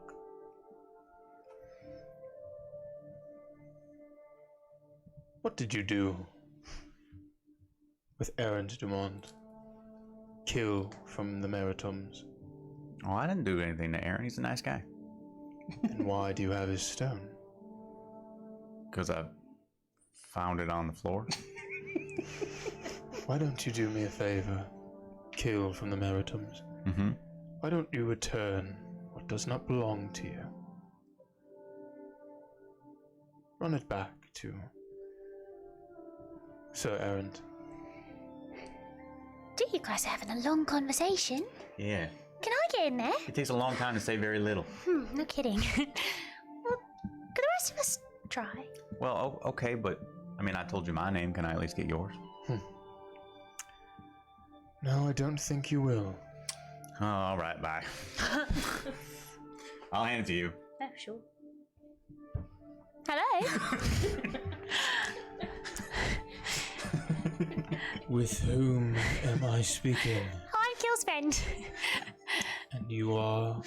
Really interested to hear who you are. Well, how unfortunate. Hey. Why is it like that then? Why being rude? A moment passes. You hear nothing. Do you get lonely in there? Or are you, just living your life, not bothering your voicemail? Another moment passes and you feel and kill. And the last bit of your detect magic, the magic fades from the stone. Oh, really? The fuck? Well, I guess we don't need to give it back now. Oh, I should say not. Oh, I didn't get the chance to talk to him. Oh, I'm sorry about that. Everything in this place sucks. I know! Why are we still here? We got to I'll leave. tell you what, we've got a nice little ruby now that we can sell for a good chunk of change. Yeah, you can have that. I also have this, and I pull out Aaron's journal. Oh, we sort of got That could be quite sidetracked. Dear diary, here's who I talked to on the jet today. I think he likes me. Well, next time you gotta start with the information, Well, man. it would have been. Well, I didn't know it was in there. It would have been great if we didn't alienate the fucking guy. We didn't alienate him. I was simply trying to make an introduction, and Sometimes it's just not a good fit. What yeah. can you say? So he knows we're in Aberlock, and What? he knows my name, and but I didn't tell him that. He knew it. I'm gonna pull it back out of my bag of holding and be like, "How about you hold on to that, mate? Yeah, that's Go fine. ahead. I'll Yeah, take it. That's yours." Oh my god. Does it feel like the magic's like permanently gone? Make an Or just Arcana like gone check. for the day or something? You know what I mean? Oh, that's a good question. Fair question. Thanks. I would like to roll a 14. 14. You hold the gem, and the feeling that you got before is no longer there. It feels like a dull, mundane. I mean, cut well and like probably rather expensive, but you do not feel any sort of connection to it or any sort of not opportunity. What do I say? Possibility of conjuring something with it. Maybe it's like, you know, once a day or something. And it comes back. You had that thing where you were able to like talk to the Inquisitor, right? Maybe it's the same kind of deal. Oh, maybe. I don't know. Actually, do you want to... I've just got an idea. Do you want to get rid of that in case someone, like, finds us? Yeah, I mean, I don't particularly want it. Yeah, I've got an idea. I got kind of a bad initial first impression, you know, and I'm just going to remember this day every time I look at it. I take the ruby. You guys check out the journal. I'll be right back. Okay. And I'm going to go to where those kids were that were rooting through the trash or whatever. Oh If they see if they're still there. Sure. You head out of the grapple tie, and you make your way back there. Go ahead and just give me a perception check. Sure. Amazing. Not the most ethical move, but 6. in a 6. pinch. Yeah, you look around for like another 15 or so minutes to just try to see if like they're in the neighborhood. I will give you an opportunity. Like if there was any time leading up to that 15 minutes where like you still haven't found them, that you're like, I would have just given up. That can be the case, but it takes you about 15 minutes, and then I will let you know that something. Yeah, but, I mean, I think I would have looked because I at this point it's like, listen, maybe they'll be able to sell it or whatever, and frankly, I don't think whoever's on the other end of the line is really going to hurt them. Sure. So you look around for about 15 minutes, and you don't. Unfortunately, you do not find them in around that same area that you went to search for them, and you begin to sort of make your way back to the grappled thigh. And as you begin to sort of round a corner, heading back onto the street, you do notice a relatively large group of Black Hand guards, probably in the realm of like 8 or so, maybe 6 or 8 of them, just sort of making their way down the street. Half of them seem to have their weapons brandished. The other half don't seem to. They seem to just sort of like keeping a hand like at the side. Yeah. They seem to be walking down the street. They don't seem to notice you as you sort of poked your head out of the, but they seem to be walking towards the grappled thigh from the north end of town. Oh boy. All right. So what I'm going to do... Was there anything during the 15 minutes that Kaz was gone that any of you would have liked? Start looking through the journal. Yeah. Okay. You begin to flip through the journal. Probably starting from the most recent entries, sure, if possible. You flip to sort of in the back end of the journal. There seems to be a good amount of stuff written in here. The latest date that you kind of sort of flip through, which was on the first page, you can see was probably about like quite some time ago, like 10 years ago. And the latest one was maybe 3 months ago. They're very infrequent as far as you can see. But you flip through the more recent things, like 2 years or so, and just get a quick peruse. Go ahead and just give me an investigation check real quick. 9. A couple quick things that stand out to you very quickly. There are a handful of details about, you don't get any specifics because you don't stop enough to like really dig in, but you definitely see that there are a lot of journal entries about rendezvous with Jules Garland. There seems to be or have been some sort of affair going on between Errant and Jules for some time, at least 2 years, as far as you can tell, as you're flipping through things. And every once in a while, maybe once like a year that you can sort of see, there is an entry that details vague information about meetings that the Knights Round and Thorn has had with simply him. There is some sort of person that they seem to be having meetings with. Meeting with him. Oh, him, H-I-M, yes. Okay.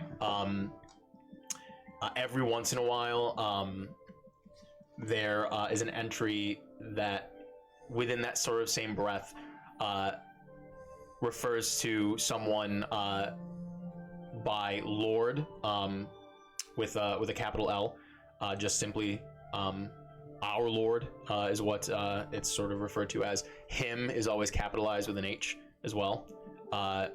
when you're sort of ascertaining this referral. And these entries are moderately vague, especially like you're flipping through them relatively quickly, and you're like, oh shit, that's juicy, and you're like, oh, what the fuck does this mean? They're just kind of like about like, most of them are just sort of reassurances about their path and the goal with a capital G as well.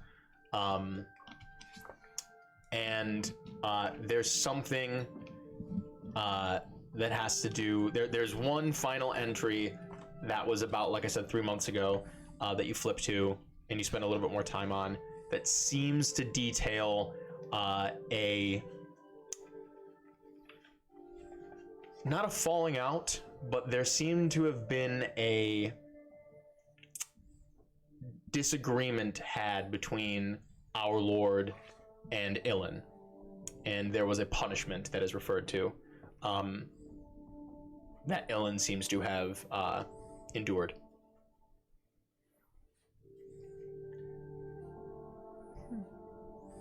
Okay. And I will say that takes you all about 10 or... A punishment that Ilin seems to have endured? Yes. Any This was about 3 months ago, apparently. description of that? No, it's very vague. Very odd. What's all this hymn stuff? I don't know. I imagine it's probably the person, like whatever entity Black Tongue is interested in. Oh, yeah, that makes sense. Probably whatever lord that Thorn is serving. It's weird. Kaz, how about you take this journal back? Oh, he's not there. Oh, he's not there. Yep. Yeah. I'll put this in my bag. Okay. Kaz, you see the guards beginning to approach the grappled thigh. How far away from the grappled thigh am I? You're much closer than the guards are. Probably like 50 feet or so. You do have to like get out into the open to get up to the grappled thigh. Yeah. Like it doesn't exist within like the multiple buildings in the area that you went to. It sort of exists like on a corner. Right. You know what I mean? We can stone trade again, do something. I forget. Is there like a closed or drawn gate to the city, or is it Yes. open at the front? The gate can be closed or opened. Okay. So far, we've seen it's generally open during the day. Yeah. Does it close at night? That we've seen. Bless. You know that had to be opened when you arrived at night. Okay. Yeah. So it's generally, as far as we've seen it, it's always been open. Correct. Yeah. Okay. I want to get into a good hiding spot really quickly. All right. Make a stealth check. Cool. It's a 7, thank God. So a dirty Plus. 20. You immediately look around and you find a spot where you can sort of hide in a corner, sort of shadowed area on the outskirts of this housing block that is maybe about like as close as you can get, maybe 40 feet away from the grappled thigh. Where you have eyes on the entirety of the front of the grappled thigh, but you are very positive that you are hidden from eye shot. Like you would have to go out of your way to notice you. Right. If that makes sense. All right, I got 2 more things that I want to set up real quick. I just want to make sure this is something that makes sense. Okay, cool.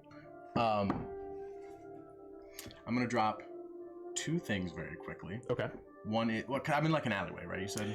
Yeah, you're for all intents and purposes, yes, you're in an alleyway. Okay, cool. So I'm gonna drop an orb of darkness. Okay. I'm gonna drop my ball bearings. Okay. And then I'm gonna yell with thaumaturgy. Okay. Monkey. Monkey! Okay. With thaumaturgy, that's 300 feet of a thume that you shout the word monkey. You cast your spell darkness around, and the ball bearings scatter onto the ground. You all hear a thunderous boom of the word monkey. And Kaz, you can no longer see, but you definitely hear, like in the distance, like not shouts, but like there was enough men sort of speaking like out in the open with raised voices, asking them like what the fuck was that and stuff like that, and you can hear them now like picking up the pace into like a jog with their armor on, like toward. I mean, you don't know. You assume they're going to grapple that you can't see at all. The three of you hear this Thum shout from. You can recognize it as Kaz. You can recognize it as Kaz as well, unless you're altering your voice. Holy shit. No, not really. I don't think I am. Sure. So I'm gonna yell that, and then I'm going to go the opposite direction. I think so. So hopefully, if someone goes through there. Sure. Guys, that's the word for flea. Come on. I'll go get the boy. Get him. Come on, let's go. Run up and. All right, you run up to go grab him. Where are you two going? I can turn into a horse and we can race out of here. Yes, thank you. Can I carry all three of them without being encumbered as a warhorse? I'm large. You cannot. I don't believe. Not all three of them. No. Prove it. A boy, a halfling, and a whole ass satyr. I don't think so. For a large horse, that actually doesn't sound that bad. A boy, a halfling, and a satyr. Yeah, I'm small. Without suffering any reduction in movement speed? Well, I mean, it's your call. I would say that you would suffer a little bit of movement speed, but you don't know. Okay. Well, I guess we'll have to try. That, just to be clear, that booming voice comes from me. I know. Oh, Okay, we I just can want to tell. make sure. I know that. Okay, let's go. Come on. All right, let's go. Come on, get the boy. There you go. Rennie? Okay. You go up to grab him. You run up, and Rennie does not seem to have been woken up by this large Thum. You go to grab him, and you grab him out of like the tucked in sheets, and he just seems to be like just unconscious. I mean, he is stable, fine, breathing totally normal, looks totally fine. He is knocked out. Okay. And so you just sort of sling him, or you're holding him, however you're holding him, and you begin to run back downstairs. Yeah. Are you turning into a horse inside or outside? Can I get through the door if I'm a horse? Yeah. Then A warhorse, a large creature? Yeah, I would say you can fit through. Sure. Okay, then inside. Okay, sounds good. You do so now, or you're waiting for them to come down? I do so now. Okay. Yeah, Cassandra, you see Kill turn into this warhorse, and he's just sort of standing big and tall and proud. Oh, wow. And Indigo, you're sort of carrying, running down. All three of you sort of get up. You, Cassandra, you get up first, and Indigo, you help Rennie back on, and you guys sort of just like drape him over on like the side, and like Cassandra, you're sort of holding him, and then Indigo, you get up and sort of hold the two of them as well, as you sort of, all of you are holding on like the mane of Kill on the back of his neck, and you just burst through. You will suffer a -5. Okay, that's fair. Feet of movement. Can I actually wait to turn into it until? Because I can turn into it basically instantly. Sure. Until Indigo appears, and then I just before I turn into it, almost as I'm like fading into it, I just say, "Gores, if you're around, now's the time. You might want to help out." And then I turn into the horse. Okay. You begin to move through the front doors of the grappled thigh, and you burst out into the streets as you suddenly see a group, 6 to 8 of them, of the Black Hand town guardsmen just sort of rounding the corner as they all just sort of notice you and say, sort of a collective like group of them just sort of shout like, hold on, what is doing? And they sort of look off, where are you heading? So they made it through the darkness and the ball bearings are. They didn't go, they went around, so there's no making it through the darkness of the ball bearings, because you casted darkness on yourself and the ball bearings, right? Yeah. The corner by the So they look around and they see a dark alley, right? And they heard a 300-yard loud sound from this area, right? Yeah. So they're not immediately like, what's that? They had an objective. They're going to this one thing. There's a loud sound, and they now pick up the pace. As an obstacle between them. Yeah. Okay. Right. It was placed on your. I was picturing something. Yeah. Yeah. Because the hope was that they would come through. They would be like, "What the fuck was that?" Right. And they were. They were definitely. What the fuck was that? Yeah.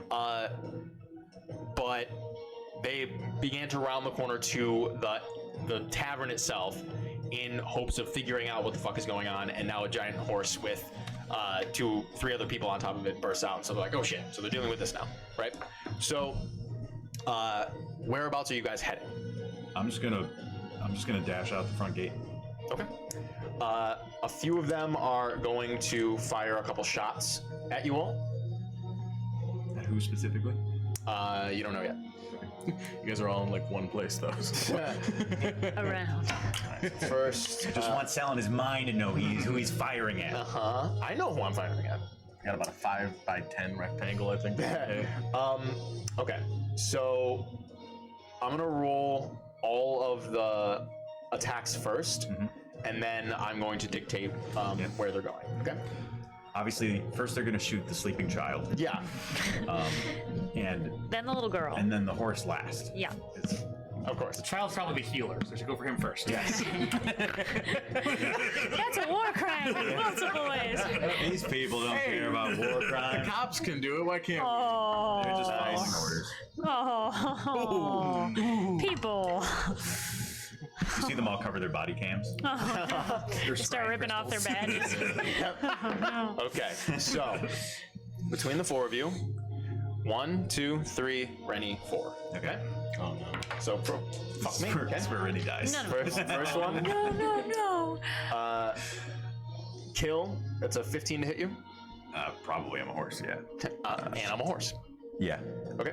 I'm the one we don't want them hitting. But if you're ready for number anybody.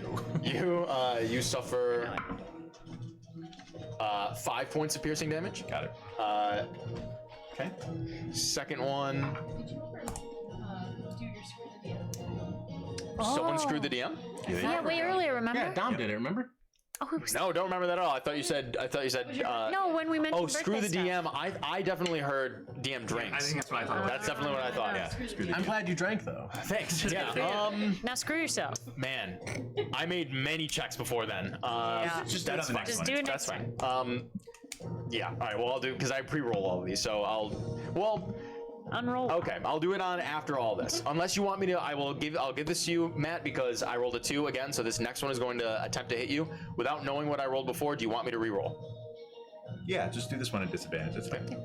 It's the first one after you realized. Gotcha. That's fair. 8 to hit you. Okay, miss. So miss. Third attack. This is going to be against Kiss. So 15. That's my AC. 15 hits. You suffer 6 points of piercing damage. Hopefully they don't hit too hard. It's not yet. Kiss again. This one was a natural 20. Okay, well, that'll hit again. You suffer another 6 points of piercing damage. Roll lower on that one. And kiss again. Oh boy. I rolled 3 ones in a row. That's all That's right. 5 total. 5 total, yes. I don't have to roll. 7 to hit you, which misses. Okay. So that first volley goes through. You all continue to, you feel the brunt of the piercing arrows snag into your backs and into the hind legs of the horse form of Kill. You do hear, you three, go over there and check that. And any of you who are sort of like looking around, like just like seeing what's trying to go on, they do point over to a darkened area of like off to the side, and 3 of them do begin to run through that. They suffer these at disadvantage. Yeah, they run in, and 2 of them immediately as you hear, oh God, and they go, oh no, and they just go, and they immediately hit the ground and go prone. The third one, however, they both come as hard as they can. No, As hard as they can. As hard as they can. They're incapacitated. Oh no! Stop! Please don't do that. Okay. That was the funny thing that had Sal down. Oh God. Remember. No, it was actually Breathing. just the word come. Also, the word "come" made me laugh really hard. Because I'm a child. But man, that sound got me. The third one, however, begins to break through, and you then hear like a crashing sound as you hear him go, oh fuck, and he just tumbles over. You can hear him fall over a whole bunch of debris that was in that area. Hell yeah. So 3 have sort of been, we'll call them, eliminated from this situation right now. But the 4 of you are still darting through the streets. Where are you going? So Gil? I'm full move and full dash, so 110 feet towards 110 feet. Gotcha. front gate, because I have now 55 feet of movement. So. Gotcha. You all hear from behind you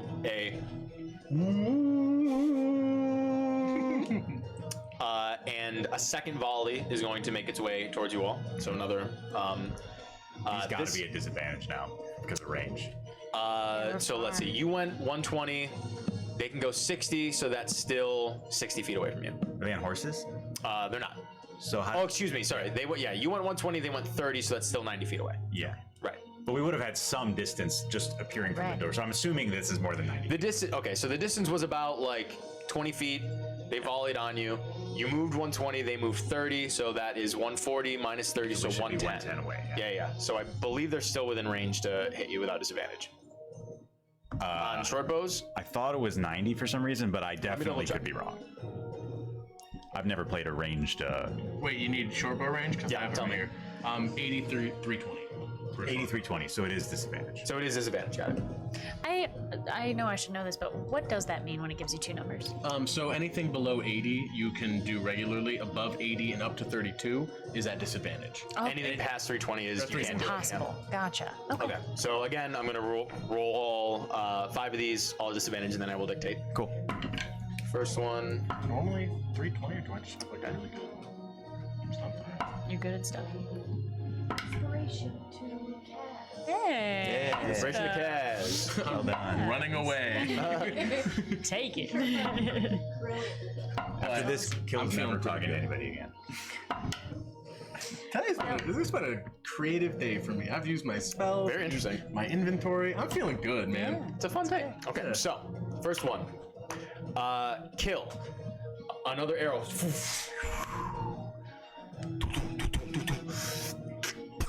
And you just sort of crash over it as you run as it misses you. yeah. Second one. Indigo. Does a 10 hit you? I don't believe it does does. not. All right, another arrow careens by. Kill. 15. That hits. You suffer. That was hilarious. It went 5-1. So you suffer 3 points of piercing damage. Okay. Kill again. Jeez, literally the worst outcome. This one, as it goes fully wide, natural 1 on that Good. last one. And then 5. Does his short bow jam? What's that? It's bow. You're uncertain as you're galloping away. Kiss. 15, I believe, hits you, yes? Yeah. So far, they've refused to shoot a child. Or they just have not hit him yet. You suffer 3 points of piercing damage. Boy, oh boy, oh boy, oh boy. Cats, what are you doing? I am sprinting to the mine. To the mine. To the mine. Okay, good to know. Love it. He's always going to Emershot. Yeah. That's hard as fuck. Uh-huh. So 30 30 90 or 30 30 yeah. So 30 30 30, right? You can do? Yes. Action, bonus action, It's movement. and movement. Right. Yeah. So 90. Yeah, you just fucking start booking it. Towards the mine. I'll say this. Yes. I am trying to like not be seen. So if that slows me down, that's fine. Make a stealth check. Cool. That will slow you down, yes. Yeah. I will say I mean, no one sees me right now, so right. I'm feeling good. I will say you just have to suffer half movement on your normal movement, right? So you can still dash. So it'll be 45. instead. Yes, correct. 75 instead of 90. Yeah, exactly. 9 plus 13, 22. Yeah, you are very positive that you will be able to slip through, with the exception of like sometimes you have to like cross the street in the fucking middle of the day. Yeah. Like you can't really avoid that. You do that best you can and find a place where it's not going to be as jarring to just sort of poof across. Yep. But you definitely make your way as far as you can, as far as you know, without being seen. So the 4 of you, you're galloping forward. You are at this point about another 100 feet away from the gate. So basically another round of moving around. I will give you an opportunity to do something here. You retain your, because it's your wild shape, you retain your passive perception. Correct. You can see in the distance that the gate to the front is beginning to close. Oh, yeah. So you're just fucking moving. Is there anything? As far guys as do that. guards still in the range of shooting us, is there? What do we got right now? You see that the 5 remaining guards are still behind, and they're trying to like keep up and like reload. One of them has apparently fully fucked up his bow, and is in the process of like reaching behind him and pulling out like a javelin that he's probably gonna like. Oh my god! You know what I mean? Amazing. They're how far away? Ways away. Let me think. What did we say? 110, something like that. They were 110. So depending on before, if this is before, This is going to be before your movement. Okay, yes. yeah. So they're 110. 110. Okay, gotcha. I'm just gonna hold. Just, I'm not gonna take any action. Okay. You can hold an action for a trigger if you want, Yeah. Or take the dodge action. You might as well. or you could also take the dodge action. Yeah. Yeah, I'll take the. Ooh. Actually, does invisibility give you a mischance if someone is targeting you? It doesn't give you a mischance. It just makes them roll a disadvantage. Okay.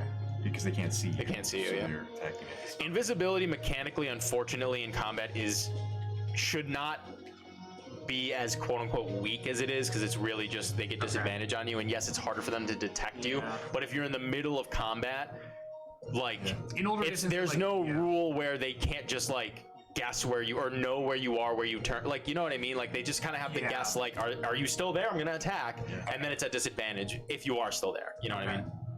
Because what I was thinking of doing is basically readying to cast invisibility on Rennie if they target him. But with that, You wouldn't. Okay. Yeah, You can make the trigger when they fire. Okay. But you will have no idea if they're targeting. Yeah, I'll just take the dodge action. Okay. Dodge action. Are you giving us a whole turn, like an action and a bonus action right now? What would you like to do? Well, just to make sure my friend Kill stays a horse, I'd like to cast Healing Word on him for just a second. We love it. Yeah, just to make idea. sure that all is well. It's going to be at second level, so take, it's still not very many. I think it's like 9. That's max. That's amazing. That's max. Oh, great. Yeah. Oh, good. Your max HP is 9 as a horse. 19. Oh. But I mean, I'm back to full. But that's how Oh, okay. you... Okay. I was. Like, God damn, horses are not hard. I had Jesus. taken 8, so that's perfect. Wild. Awesome. And then, I mean, shoot, if I have the time, can I fire a little... You'll do so at disadvantage. Yeah, that's fair. I'd like to anyway. Let's see. Oh, it's not gonna hit, I bet. Yeah, it's like a 10. Yeah, you fire it and it falls short of where you're trying. Between like the riding, yeah, it's a warning shot for sure. Between the riding and like trying to like Indigo sort of has to like duck off to the side while also keeping Rennie up, and you fire it and it just sort of peters out maybe like 80 feet. Oh well. And stay back. Got it. Alrighty, you full on dash another 110. 110. You begin to make your way as the doors are closing. I'm assuming you're reducing my dash also by my movement speed. You just suffer -5. Oh, total. So it's 115 then. Yeah, gotcha. So we'd be at 230 from there. Gotcha. The doors are closing in around. You begin to dash up to the center of them. It's just enough room. You think you're just about to make it. I need everybody to make dexterity saving throws. Hang on. Me too? Or are they Excuse me. hang on. I'm actually going to have you make a dexterity saving throw as the horse. Everybody else needs to make athletics checks to make sure that you can hold on. Okay. Yes. Use your inspiration. Oh, I'm yeah. not here. Okay. Yeah, Kaz is not there. He's running to the mines, yeah. Should I use the number that I had rolled a second ago for the dex check? I like re. No. You're just roll whatever you're rolling right now is what I want you to roll. And you know what? It's kind of a good. Is that a? I forgot because my never stuff mind. is It's really not. Is that a? Athletics check. Can't you do like a font of inspiration or whatever Mine's a the fuck it's 10. called? I've already used. If sometimes in chaos, I've already used that. Oh, okay. I rolled an 18 on the saving throw. Okay. I got a 9. 10.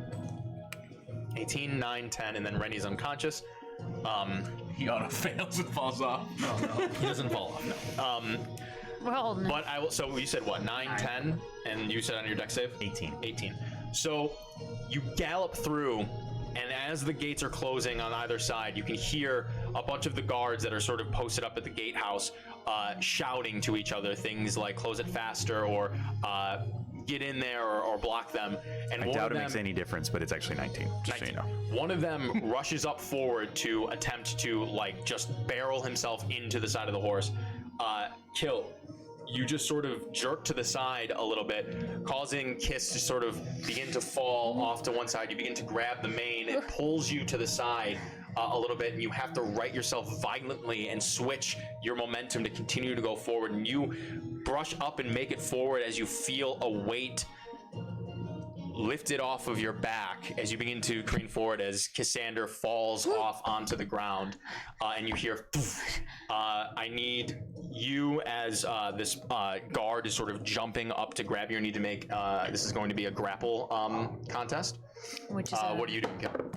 just to check, Cassandra falls off, but Indigo stays on. Cassandra falls off, and who had the? I had a 9. I apologize. I was like, everything that's just weird. everything that just happened except Indigo is the one who is you have fallen off. You have fallen off. I need you to make a strength check for a contest. So it can be either athletics or acrobatics. I have to make the strength check. Okay. This is a contest. Acrobatics. Yeah. Okay. 14. It's going to be roll a natural 18 for 20 total. So he's going to jump on you, and a guard immediately and he grapples you onto the ground, is sort of like gator rolling you. The doors are about to close behind you. Do you continue to just move forward? Kiss, what are you doing? I'm firing an arrow at the dude grappling Indigo. Okay, make an attack roll. I sprint through. 17. Okay, 17. That hits. Go ahead and roll damage. Okay. 7. 7 points of damage. Oh, Gotcha. plus 6 fire damage.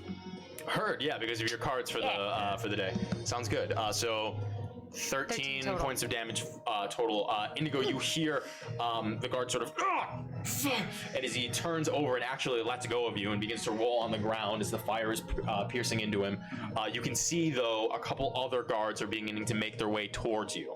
You see the gate beginning to slowly close. As you turn, you can see Kill in his horse form with Kiss on his back, along with Rennie, dart through, and the gates.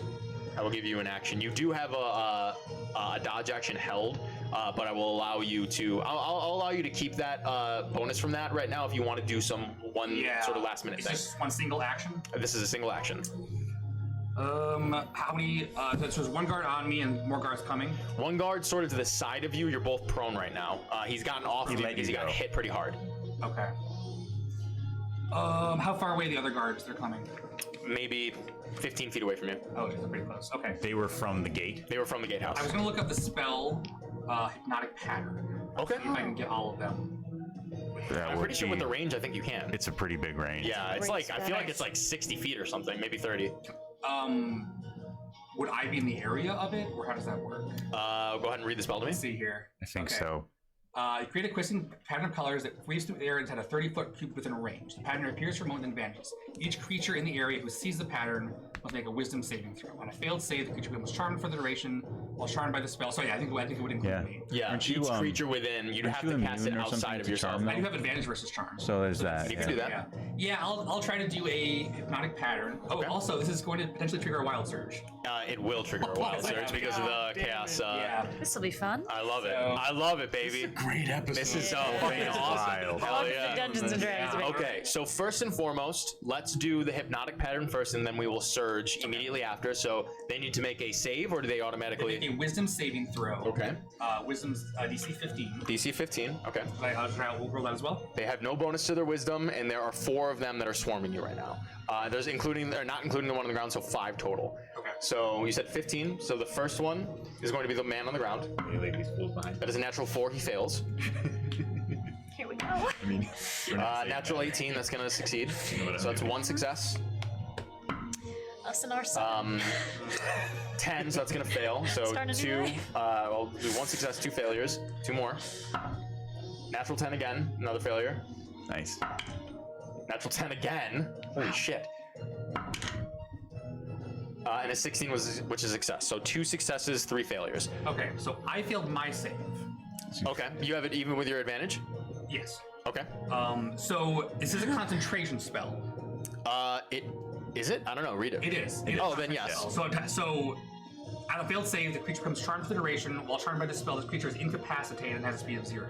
So can I maintain concentration? I'm gonna see if you are actually There's no way that affected you're by this. affected by your own hypnotic weird. pattern. Well, it's possible Normally, because it says you're not each supposed to cast it with creature. You're not yourself supposed to in the area. cast it. That's like casting fireball on yourself. You're gonna get hit by your own spell. But doesn't it say So- within a range? It doesn't say. Because you can choose to affect it somewhere, but in Chose order the for range him that to you're in. affect all of them, he has to center it on himself. Gotcha.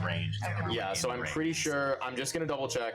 So basically, you created this pattern in the sky, and then you looked up and you're like, "Ooh, Oh, pretty!" shit, it's so and good. Then, They went away. and then you're like, and then it went away, and you're like, "Wow."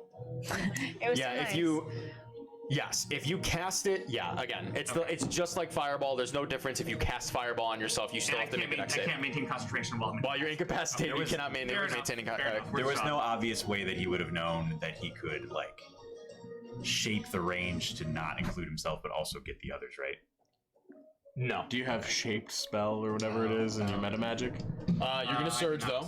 You are gonna surge. Yes. So they all are affected for a moment, and then immediately the spell drops. Better be very Hey, useful. device is, Well, I might have us into the stone home, you guys. Oh my god. now we got our inside man. Yeah. Baby. Plus, Gores is with you. If they even let me live. You're the perfect person to 88. call out. I'm glad. 88. All right. Plus, Indigo would have wanted me us to see. keep running with Rainy. That's true. He likes him for some reason. No fucking way. What? You literally just solved your whole problem. Okay. You cast the spell. You cast hypnotic pattern. You immediately cast it in the air, and you try to will yourself to save against it, and you feel the magic sort of begin to set itself on everyone. And as your last sort of fleeting thought is, "Oh no!" and you sort of buckle open. You feel a retching in your stomach, and you go, "Oh!" and the blue effervescent arcanic orb sort of just burst, and you feel your whole self lighten as the effect of this fly spell is immediately put upon you. Yeah. Okay. What, am I still incapacitated, or how does that work? No, so because your hypnotic pattern went off, Okay. hit you, and then ended your concentration, the spell ends. So for That's very in good. a split second, you Okay. failed because you cast it on yourself. You made your own spell fail. Okay. Right. Yeah, and you immediately become unincapacitated once it's Along with everybody Yeah, else, all right? Now But you then can fly. fly. So essentially, you just cast fly on yourself. That's it. You which had is the the most same level roundabout spell. way. How can I cast fly right now? I know. Possible. Yeah. awesome. Amazing. Amazing. Here it is. So yeah, you can fly. You have a 60-foot fly speed. Okay. Do I have, is my action still, or what's happening? You have your movement. You haven't moved. Yeah. Yeah. Your action, but you Yeah, have your I'll movement. fly up as far. Yeah, as and you don't have to stand up because you can simply fly. So Yeah. while you're laying down, you just sort of. So you can use your full Light as a 60-foot feather, movement. motherfucker. Yeah. The idea of just like Yeah. So the one gentleman that is on the ground is going to get an attack of opportunity on you because you are still within his range. He's just gonna go. you're planking the Yeah. sky. Well, if he hits you, you still got to make your con. You do have to make the your con check. Yes. So Oh, yeah, that's gonna hurt he otherwise. will very likely not hit you because that is a 10. I will miss. Yes. Wild hand. Yeah, that is the lowest amount I think, right? Because your AC is He's 11. 11. Yep. Your AC's 11? Yeah. He reaches up he's so fragile. with a sword and begins to swipe just under you, and you just the splittest hair on your little satyr tail just, and you fly up, and you can feel yourself now 60 feet in the air, looking down at a whole bunch of Black Hand guards who are in the process of like shaking themselves back out of their stupor and beginning to like look up and starting to shout about this floating goat man in the air and that the horse that is exited the town. I think now's probably a good time to take a break. I think. Well, did he get outside the gate? He's inside. Well, I don't know. He's up above. We'll see what I happens. have an idea for what I'm going to do next. All If right. that's if, Okay. if I'm going to get an action soon. Okay, you will very likely get an action soon, but we'll have to stay tuned when we come back from our break. We'll be right back in about 10, 12 we're or gonna so keep going. minutes. Don't leave it. No, don't leave it. Don't go anywhere. Just grab a snack, back. use the restroom, do what you got to do. We'll be right back. Stick around. Amazing. Hell yeah.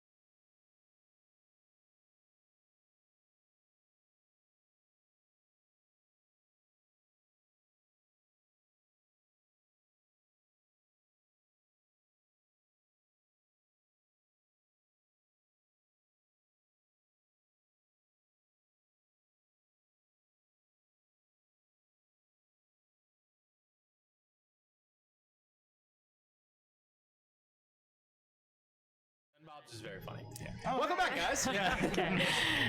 Oh man. My dad and my uncle are named Bobs. Send them. Send Bobs. Send Bobs, y'all, please. Alrighty. So, back into the middle of it. We're in the fucking thick of it, everybody. Here we are. Yeah. While this whole situation is thick, you could cut the tension with a machete, dude. It's that thick. Yeah, I don't know, dude. I don't know what you want from me. We got But the four of you, actually, including Rennie, are sort of still around the front gate area of Aberlock in the middle of the day. A whole bunch of the guards have been alerted about whatever the fuck is going on. Right now, you've bursted through the front gates. Indigo now is flying up 60 feet in the air. Just above, you're about, I would say, not about, actually. You're 30 feet above the gate. The gate is about 30 feet high. You are out of the range of any sort of melee attacks of these guardsmen, but they are readying bows and getting ready to throw things at you at a moment's notice. You can see Kill in his horse form carrying Kiss and Rennie on his back, jettisoning through. I assume you're heading just into the Evergraze. Into the Evergraze, yeah. Sure. So you can see that you won't be able to keep up necessarily, but you can definitely move relatively quickly. Do I need to maintain concentration? Actually, wait a second. Now that I'm thinking about this, I'm pretty sure you can move faster than them. Because you're not moving 120 feet around, are you? You're moving 115? Flight speed, I guess. Flight speed, you can move 120 because you move 60 feet around. So you actually can gain on He's them. slightly faster than us. Yeah. Which So is yeah, I'll just kind of, I'll basically just kind of like go like alongside them, just kind of like, okay, so. Sounds good. There are a couple guards at the top of the gate and the walls, just sort of at the gatehouse. So they are now at this point going to fire 2 shots, 1 each. your leadership is fucked. This is not going to be a disadvantage because you were within. You're not far enough away from them to cause disadvantage, nor are you close enough to them.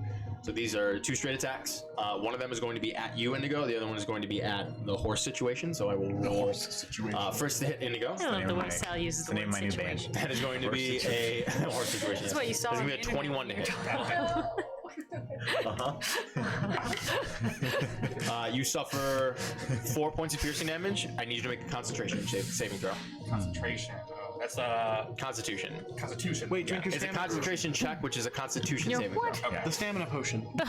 Drink your stamina potion. Be cool if that counted. How much damage was it? 4. Okay. All right. 5 so you that said, is 9 plus 3. 50. These better count for something. Oh yeah. Plus he's proficient. 15, yeah, absolutely. The arrow strikes you in the sort of the lower back area, and you reach behind and snap it off, but you maintain the concentration on your flight and you begin to move forward. The attack against the horse situation. We are the horse situation. We're the horse situation. We love Oh, Wisconsin! Alrighty, so I'm not going to tell you the total yet. I'm going to roll the D4. 4 is a reroll. 1 is Kiss. 2 is Kill. 3 is Rennie. Yeah. Oh no. Oh no. Sweet Rennie. Sweet Rennie, no. My boy. You hear the piercing of steel into flesh, and you both sort of, and you look down and you can see. I don't do this. You just sort of shake around, and Kiss, you see an arrow plunge directly into the sort of small of the back of Rennie as you hear. Rennie. He has suffered damage. You don't know necessarily. He's still unconscious because he was unconscious when this happened. So Presumably he would have woken up. presumably he would have. Right. Okay. Rennie, I'm gonna cast Healing Word. Okay. He's a heavy sleeper. Yeah, no. He's a heavy sleeper. That's good. Catch a second one. That's all I got. Oh, okay. So 11. 11. Yeah. You hear as he sort of wakes up from the incapacitation as well, and he just sort of turns around. What's going on? Hey, it's okay. It's okay. And he just sort of immediately is in a little bit of shock, and he grabs onto the horse like as tightly as he can. My back. I know. And you can see he's starting to like hyperventilate a little No, bit. don't touch it. It's gonna be all right. We're gonna leave it there, and you're gonna be okay. Okay? I healed you up a little bit. You're gonna be just fine. What's going on? Well, this kills a horse, and we're running. Okay. It's all right. It's all your fault. No. It's all totally fine. We're gonna be out here in no time. Okay? So, Kill, you're just galloping deeper into the evergreen. Yep. Okay, good to know. Sirikaz, you're heading towards the abandoned iron mines. I am. Alrighty. You begin to make your way through. You cross the street. You make your way into sort of like another, not slummy area of the situation, but the quickest way to get to the mines from this situation is sort of you've seen as you've been scouting around, is if you pass around the back sort of area of the Garland estate that's been pointed out to you before. There's a portion where you were at the front of the mines where you could see the back of the Garland estate set up on the hill, where there wasn't any sort of like fenced area or anything like that around it. You'd have to climb up a hill to get to the Garland estate, which is probably why you ascertain why they didn't put like any sort of blockade or anything there to keep it separate. So you swing around to the side of the Garland estate through like some of the underbrush of there. What's the word I'm looking for? When you have a whole bunch of plants and stuff like in front of your house. Landscaping. You jump around through the underbrush at the landscaping, sort of keep to the shadows as much as you can. You swing around all the way to the backside. You are certain no one has seen you. Getting that backside. And as you sort of crest around, sort of at the top of the hill, you can see sort of a group of people almost just outside of the iron mines,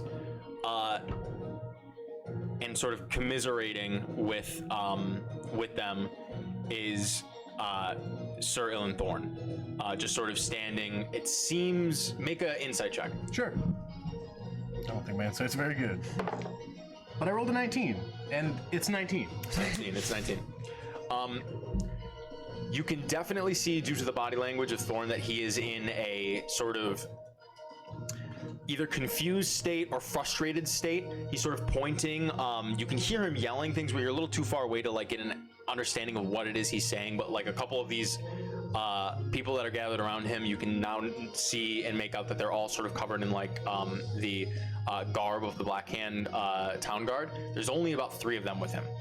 So he points around. One of them immediately just starts darting backwards towards like the slum area. Another one darts into the iron mines, and the other one begins to just sort of slowly make their way to the iron mines very trepidatiously.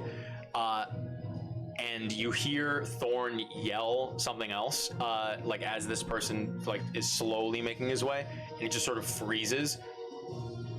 The other person disappears into the mines. The other person clears out, and you watch as Thorn just sort of like walks around to the front side of them, pulls back his hand. The other person is just sort of like frozen there, just staring. He pulls back his hand and just slaps this guy as hard as he fucking can across the face. And the man just sort of, it gets cracked, doesn't move. And another moment passes and you hear, and goes from like a frozen standing position, immediately collapsing down to a knee. And Thorn grabs him, lifts him up, and like tosses him towards the iron mines as the Black Hand guard just sort of, and like crawls himself back up and just fucking darts into the mines. And I don't recognize who that Black Hand guard was? No. Okay. Too far away. You are a couple 100 feet away, maybe like 300 feet away. What is Thorn doing? Is he just standing there? Thorn is just standing there now, and you can see him put his hand like on his head. And he looks up and then he looks down. And he reaches behind him and sort of like just above his head, he like grabs at the air, and out of thin air, you see a conjuration of the hilt of something, and then it extends further until the full extent of his large executioner's blade, his large executioner's axe rather, is sort of held at aloft, and he just sort of slams it on the ground, and you literally just hear him yell, "Fuck!" Like as loud as he can, and he just sort of like sits on the ground and like puts the blade in front of him and is just sort of like in the process of tracing some sort of sigils in the air.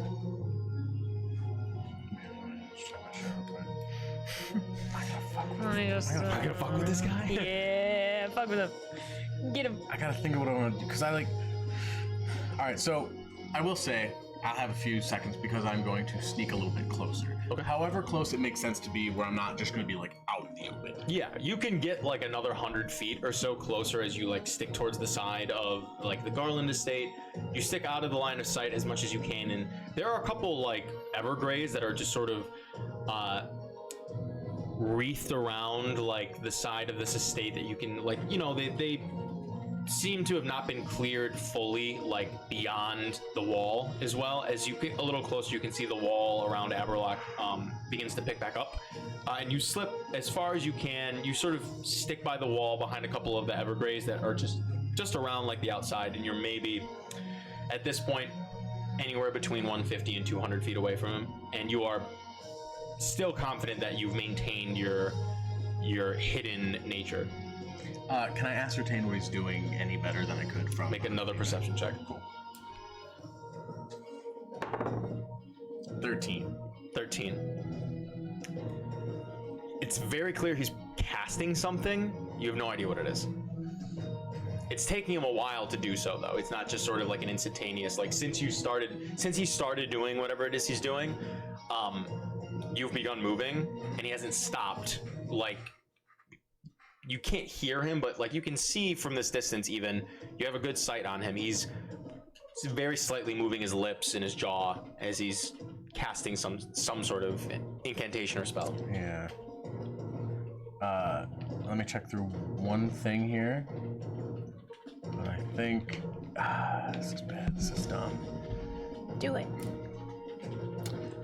Okay. You said he's about 150 feet away from you right now? Anywhere between 150 and 200. Okay, that's fine. Because I don't want to hit him, really. I'm going to take my short bow. Okay. And what I'm trying to do is I want to angle it up so that, like, he probably wouldn't be able to track the direction of the arrow as well, or at least as easily. And I just want it to be near him. Okay. Just enough to, like, distract him from this spell. Just give me an attack roll. Cool. That's a 19 on the die. Okay. 26. 26. I will say your confidence in whatever you're about to try to do is very, very high. I will allow you to describe exactly how this goes. Okay. So from where I am, I sort of like, I draw a bead just to the left of him. Mm-hmm. I aim up, and it arcs, and it lands inches from him. And he just sort of, and he looks around. He's going to make a perception check. Mm-hmm. This is so cool. You're making fun choices today. It's gonna be fucking killed. And he just sort of stands up, and he looks around, and he has no idea where that came from. 100% you have stopped his casting. Nice. And he just sort of picks up the axe, and you hear him shout, "You know we're looking for you. Did you come to play? Save me the trouble." And you just are sort of standing there, like looking around. I'm gonna go ahead and knock another arrow, and just wait. Okay. Until if he starts moving my way, or like in any direction. If he starts moving directly, like mostly directly towards me, I'm gonna go the other way. If he moves away from the mine so that I can dash through, I'm gonna do that. Okay. He just sort of looks around. I'm gonna check one thing real quick. Yeah. Unfortunately, I don't have my laptop with me like I usually do, so I know. Caitlin needed it for work tonight. How dare she be employed? I know. It's wrong. It's like, I want to play D&D with my friends. I want this to be my employee. I want this to be my employee, yes. Who will give us $13 million? Sign in with Twitch. 13. Should be easy. Shouldn't be difficult. Oh my goodness. If only there was a rich person who was like morally good. And then they If there was even one, that'd be cool. But there's not. Dolly Parton. 311. Ooh, what if Dolly Parton was a fan? Oh yeah.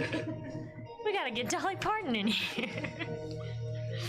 Do you think think she likes Dungeons Oh and my Dragons. goodness, what the fuck? I think she would like anything that you put your heart into. Aw, that's a nice way of putting that. I'm just not seeing y'all happy. That was great. Oh, hypothetical Dolly. We love Real you too. Dolly. Oh, idealized, unproblematic Dolly Parton, which probably doesn't exist. Parasocial relationship I have. At the Country very music singers. least, she is not immoral because of the way she uses her money. There you go. She does We got that one. use it so quickly on good things. Yeah. Okay, no. All the babies I know are signed up for her like library club or whatever. Good. Yeah, I think that's nice. I don't know that many babies. It's like 2. What's the? Still. Yeah, They no. both Okay, need- so you do see him sort of like hold the axe out, and he makes like a quick movement with his other hand, just straight up, and you see that familiar effect that you've seen before in his presence, where the grass and the dirt around him in like a perfect circle just poof, downward, and you can see even in the air in the space around him there's this sort of like density around him. And he says, try again, see if Van May is on your side. And he's just turning around. He doesn't seem to notice where you are, and he's trying. He's trying to draw me out. We'll see. And Yeah. absolutely not. Respect. Listen, if there's one thing about Kaz that he knows, it's that magic can fuck him up. If you're not magical, I will probably destroy you. Yeah. At least Kaz does. Magic is scary. Scary. Yeah, absolutely. I fucking hate magic. It can just put me out like that. It's done it. It do be like that. So, unless he tries to cast the spell again, I'll shoot another arrow. I'll do the same fucking thing. That's amazing. If he comes towards me, I'll flee, and if he moves away from the mine enough that I can get to the mine, I'll do that. Okay. That's where I'm at right now. Okay. We'll come back to you in just a moment. So, the 3 of you, whereabouts are you headed? Are you just darting back exactly the way you came, down the roads and everything, or? What I would like to do is run until we are hidden by a tree line. Okay. Because we're close to the Evergraze, right? You're like about not- to be yeah. there. Yeah, you're like cresting into the Evergraze. So yes. once we're enough into the tree line that I'm sure that we can't be seen from where the soldiers are, even though I know that they're, probably going to try to chase after us. What I want to do is actually drop my wild shape, and presuming that he catches up with us, which I think is... Oh, yeah, he basically has already done that. I want to drop my wild shape so that I can cast Pass Without Trace again, and then retake the wild shape. Because I can't cast it in wild shape, But you can cast it, then recast right, it. and so I want to take those 12 seconds, and that way we will literally leave no trail. Yeah, heard. And then once Pass Without Trace is on us, then I just want to sort of like use my survival wits to, maybe not take the most obvious path. Sure. And then basically just fucking run for 2 hours. Okay. Or however long, Sure. So you are a little, when I say a ways away, you're very close to getting to breaking the edge of the Evergraze.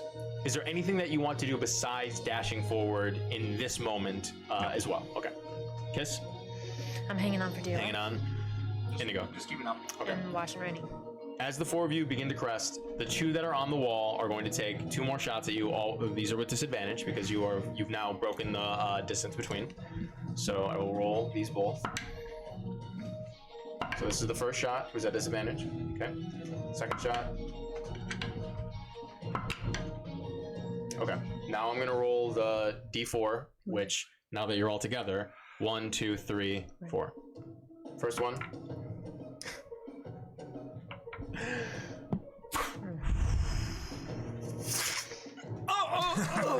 And immediately back. Well, I mean, I'll roll. It's okay. No, you're all right. Shh. And you can see he's like on the verge of passing out. Come here. He is Look at me. I still haven't used my... one health. You're Perfect. all right. If you're not dead, Go you're ahead fine. and make a persuasion check. You're all right. So next time I Don't make you a worry. check, remind me to use that inspiration I got, please. Ah, yes. Yeah. Good call. 26. Persuasion. You keep his attention and you Alright. calm him down best you can. It's okay. Second arrow. Oh, you gotta be shitting my pants, dude. That's the main eye contact. And I now have to roll to see if he dies because so Double his total, and it would I would have to deal double his max. No. What's his max? I would have to deal his max, Yes, you would. right? He has to go right. Plus 1. Yeah, he has to go negative. Deal have his to go max down. plus 1. Yeah. Which is. Hold on, wait. I have to think. Doesn't he have to be unconscious first? No. And be making No, death saves? it carries over. Oh, yeah. So he's at 1 health. Negative your max. His total is Even X, if you were conscious before. and I have to deal his max health plus 1 for him to auto die, which is a chance of After you. I don't even know if it's plus one. It might just be his No. max. No. So Could that's why I said happen now. plus 1 because he's at 1 health. So max Oh, health okay. plus 1 is the total. So Okay. Oh, I see what you're saying. yes. Yeah. That does not happen. Again, that's 1 point away from that actually happening. So it Oh my God. Oh, and he falls to the ground. He is actively dying, so he will be making death saving throws. I can only do this one more time. Railing look at me, cry I'm a will horse. not bring him back from the dead. You can look at him. I don't know if he's near us or not. You see it, Indigo. You see this happening. I'll fly down. Yes. What's oh God? What I happened? can only wake someone up one more time today. Do it. Really? Okay. Do you have any kind of healing magic? In your... Okay. Oh God. We talked about this on the podcast. We did. We did. Okay. 11. 11. Yeah, you immediately bring him fully. Actually, I can do it one more time. Increase your AC. He's a child. I'm sorry, I did lie before. I could do it one more time and it would be really powerful. Okay. Yeah, go ahead and make another persuasion check. See if you can calm him down. Sweetheart, you're gonna be just fine. This is what it means to be an adventurer, alright? I've healed you up, you're gonna be just fine. That's a 19. Yeah, you calm him down. Well, you keep him calm best you can, and he's holding on for And your we're life. getting Do I away. move faster than the horse does? You can. You move like 5 feet faster or 5 something. feet per round faster. Yeah. Well, on the other hand, if I do get hit, then I was thinking of carrying him, but if I get hit, I mean that's gonna be very Yeah, bad you're for me. fucked. Don't do that. Unless you zoom in at like 5 feet Plus, above if the you ground. carry him, you'll take a bigger hit than I'm taking for You'll carrying him. So fall. you will be slower than us if you carry him. Okay. It's alright. It's okay. This happens to everybody. This is gonna toughen you up. He's got 3 arrows. gonna really put some hair on your chest. We should keep going. Yeah, go. Continue forward. We stopped for this. No, we did not. Syracuse. You see, after maybe like a solid 20 seconds or so, Thorn just sort of fine, and he puts his axe back down. Wow, it's hard to think to say. Expect. And that aura around him. Relax. The aura around him dissipates. I don't know why I said that. And he crosses his legs again and sits back down. Sits back down. God damn, I cannot talk. Oh my God. And then How much of the potions do you have? he begins like half. Yikes. And he begins tracing again in the air. Make another attack roll. With the inspiration. With the inspirations. This is at advantage. Get him. Wouldn't. Never mind. Actually, None of my business. we might be on the same track. With using my inspiration, I have an advantage on the attack. Does that work with sneak attack? Oh, yeah, that would I will allow it. You get it's advantage. anytime you get advantage on the Yes, attack. yes. You want to try to assassinate this motherfucker? I absolutely Go for am it. actually. Go for it. You So- feel so. You're This is getting how yourself so I will say it. When you knock your bow, your original intent was the distraction. You see, not for the first time, but not in a long time, this perfect moment. You feel the wind. You've already gauged the distance. Your target has no idea where you are, and their hands are up. This could not be a better opportunity to loose this bow and send this arrow directly in between someone's eyes. I can't even move. There's no way. So one of these is a 19, plus 7 is 26. Certainly hits. I loose this bow. Oh my god, that sneak attack. I do. How many sneak attack die do you get? 3. So it's the d6 for the arrow. Sure. So that's going to be a total of 10 right there. Plus 8. Screw the DM. Go fuck yourself, Chad. Yeah, chat, we love I you. do 18 damage to the Lord of Aberlock. Mm-hmm. Yes, you do. Okay. Just like slow motion, you can see the wind blowing. And you see his head just as it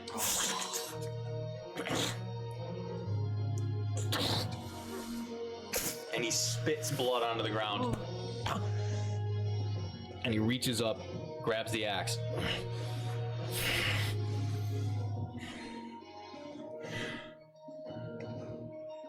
And he screams at his bloody hand as loud as he possibly can. Kill. In the distance, far, far away, you swear you hear.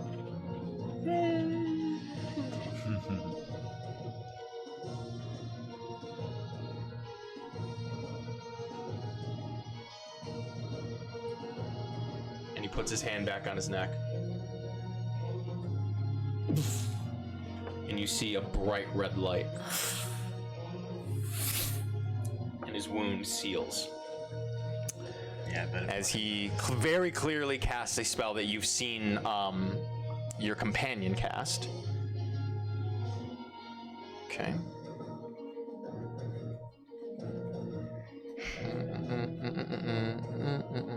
Damn, that was good though. Oh wow. That's crazy. Okay. He heals for 18. He doesn't heal for 18, but he heals for a damn lot of health. yeah, use those spell slots, bitch. Use those spell slots, motherfucker. Okay. Okay. If you just keep shooting at him and keeping him distracted for like 16 hours, Here's the thing. We'll be out of town. I am probably faster than this man. yeah, probably. True. Very true. He is going to look around after being hit. Right, as he should. Yes. And so, yes, screw the DM. Yeah, screw the DM. However, He knows roughly where he came yeah, so like, I mean, with the disadvantage, it's very likely that he will roll badly. Yeah. But The DC your is low. DC has now changed based on you've revealed yourself, right? Yeah. So, that's all I'm saying. That's But yes, I will that's roll cool. disadvantage. Like bonus Okay. action hide, so. It's already shitty. And that's even worse. Okay. Yeah, he fucking looks around in your direction, but you see that he has not picked you up, but he definitely knows where this arrow came from, based on the trajectory. So he's gonna start heading towards us. and he begins to make his way towards you. You can tell that he is not like had the ding, you know what I mean? There's no Yeah, exclamation point above his head. What was that noise? You there? You there? Must have been a badger. You there? Alright, so he's coming towards me now. Yes. I know I have like space to move backwards and still be relatively hidden, right? I assume I'll have to roll stealth again, but Yes. It will be, you'll have to roll stealth again. It will be a little bit more difficult because you are going to be going uphill at this point. Yeah. Because you've had to move downward to get to this area where you were better hidden but closer. So it's going to be more difficult to go back up. yeah, that's fair. I'm gonna just try to like stealth backwards away from the spot where I definitely was. Sure. Because he's going right there. Make a stealth check. Yeah. And not you. Can't switch dice mid-roll. 21? 7 million. Okay. 21. Gotcha. Yeah, you definitely begin to move. You're sort of waiting for each moment that you can to match his stride, to sort of muffle yourself best you can. He does not seem to still notice you, and you are making headway back up. You do have to move slowly in order to like make sure you're not like causing too much of a ruckus or a scene or anything like that in this relatively serene little area, moving back up to the garlands. Yeah. And you hear him call out and say,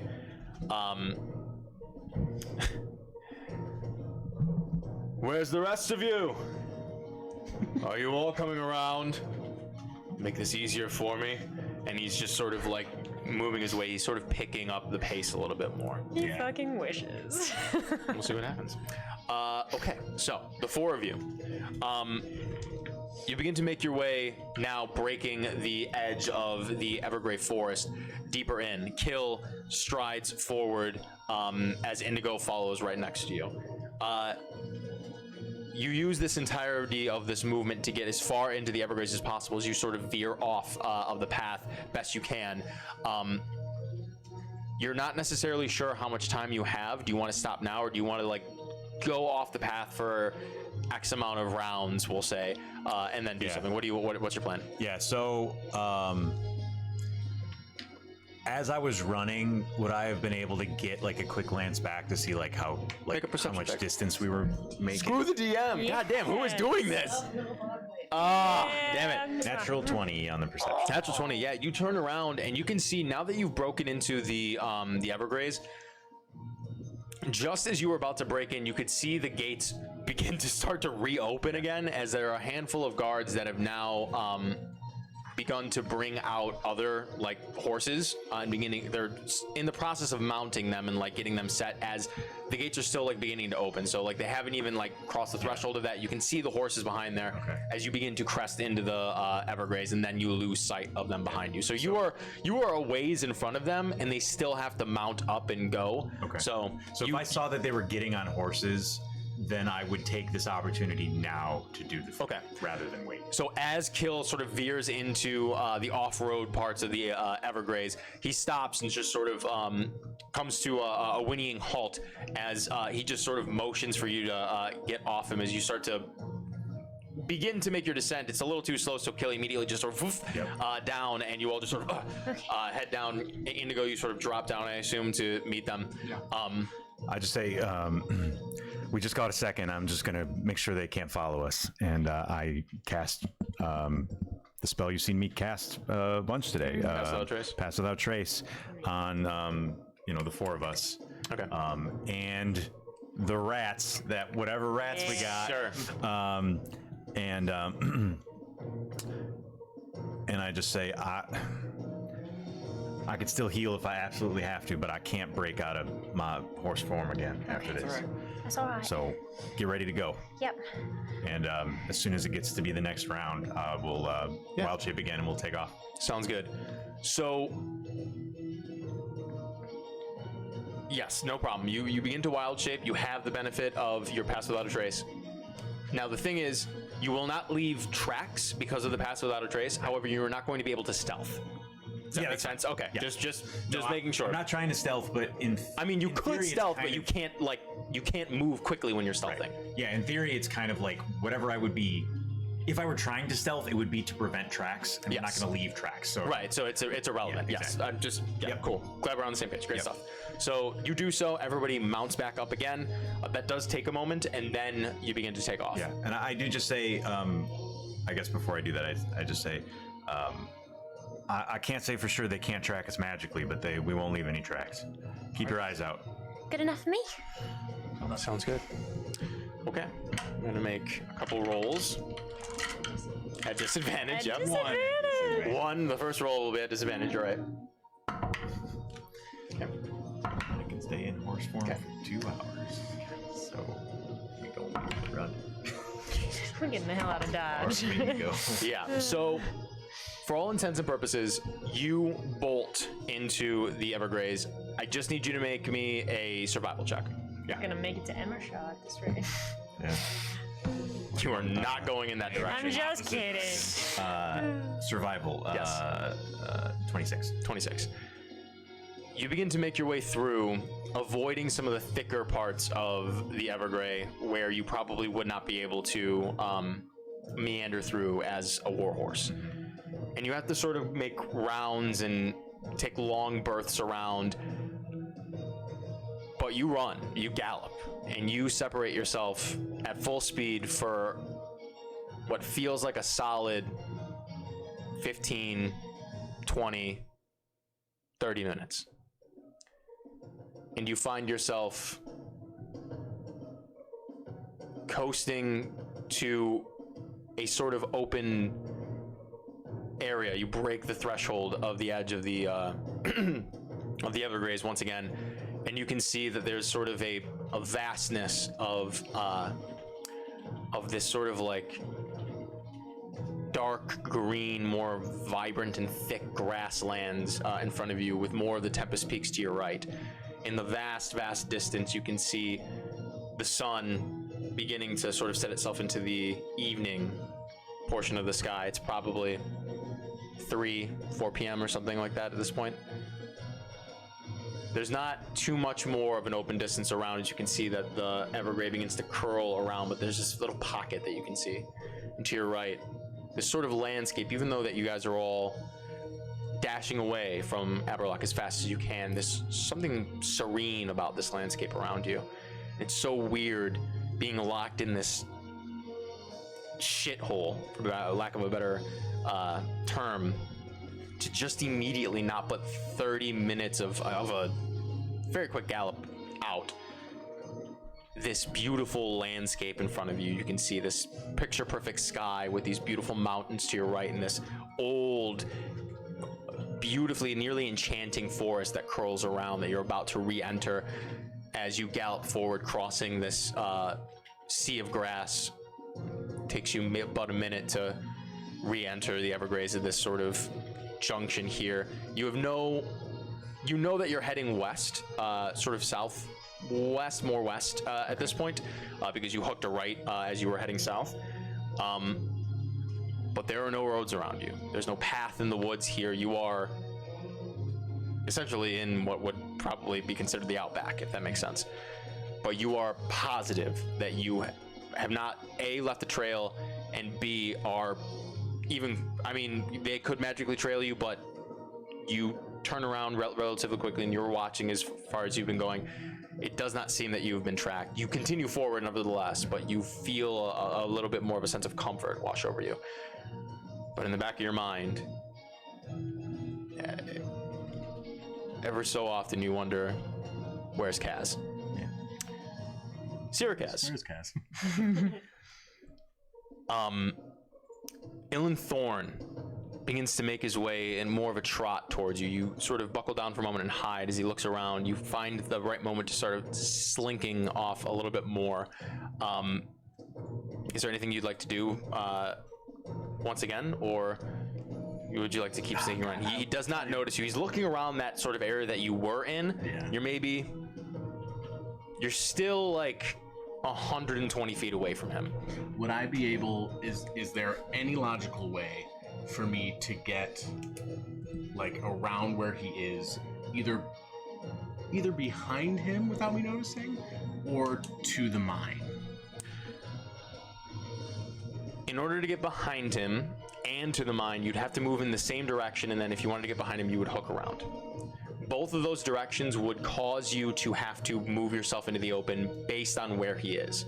Does that make sense? Yeah. So you'd have to just sort of hope that you dash quietly enough in the moment to where he is just not turning around for probably, you take a look at the mines and where you are here and you gauge for a moment, he would have to be occupied for at least 12 seconds. Okay. I'm gonna go ahead and try to stealthily make my way towards the mine for now. Okay. If he doesn't turn around, I'm gonna go for the backstab, dude. Okay. I'm gonna. Sure.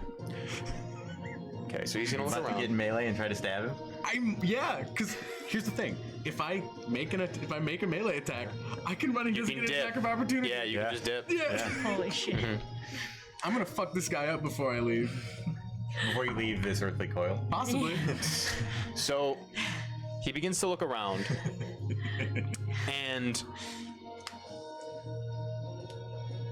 he does not seem to. I mean, he's like looking around best he can. He's not finding it, and I mean, he's in the process of searching around, and you essentially see an opening.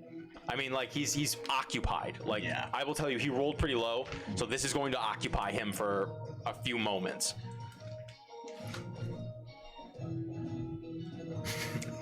Longsword. Sure, longsword. You had to And rethink. well, because I was like, dagger has the possibility of slowing him down. Gotcha. Fuck it. Longsword. Bro, you're not gonna duel him with Aaron's. Ooh, frame Aaron. That'd be hard. That'd be hard. Yeah, frame Aaron for it. Frame Aaron. My name's Eric. We don't hate Aaron. He's apparently a good guy. No, but it would at least be confusing, wouldn't it? And I'm Silent Bob for this one too. I'm Aaron. Free my homie Silent Bob. I'm just gonna, as much as I can, like right through his torso if I can. Make an attack roll. It's like a. Freaking Sephiroth that shit. Absolutely. He would be under the surprise condition, which would give you advantage, which would allow you to roll sneak attack. Well, I get sneak attack anyway because Ray shot down. There you go. But I do like having advantage. Yeah. Have. I'm waiting for like the Avengers Endgame thing where just like a portal opens and out walks Silent Bob.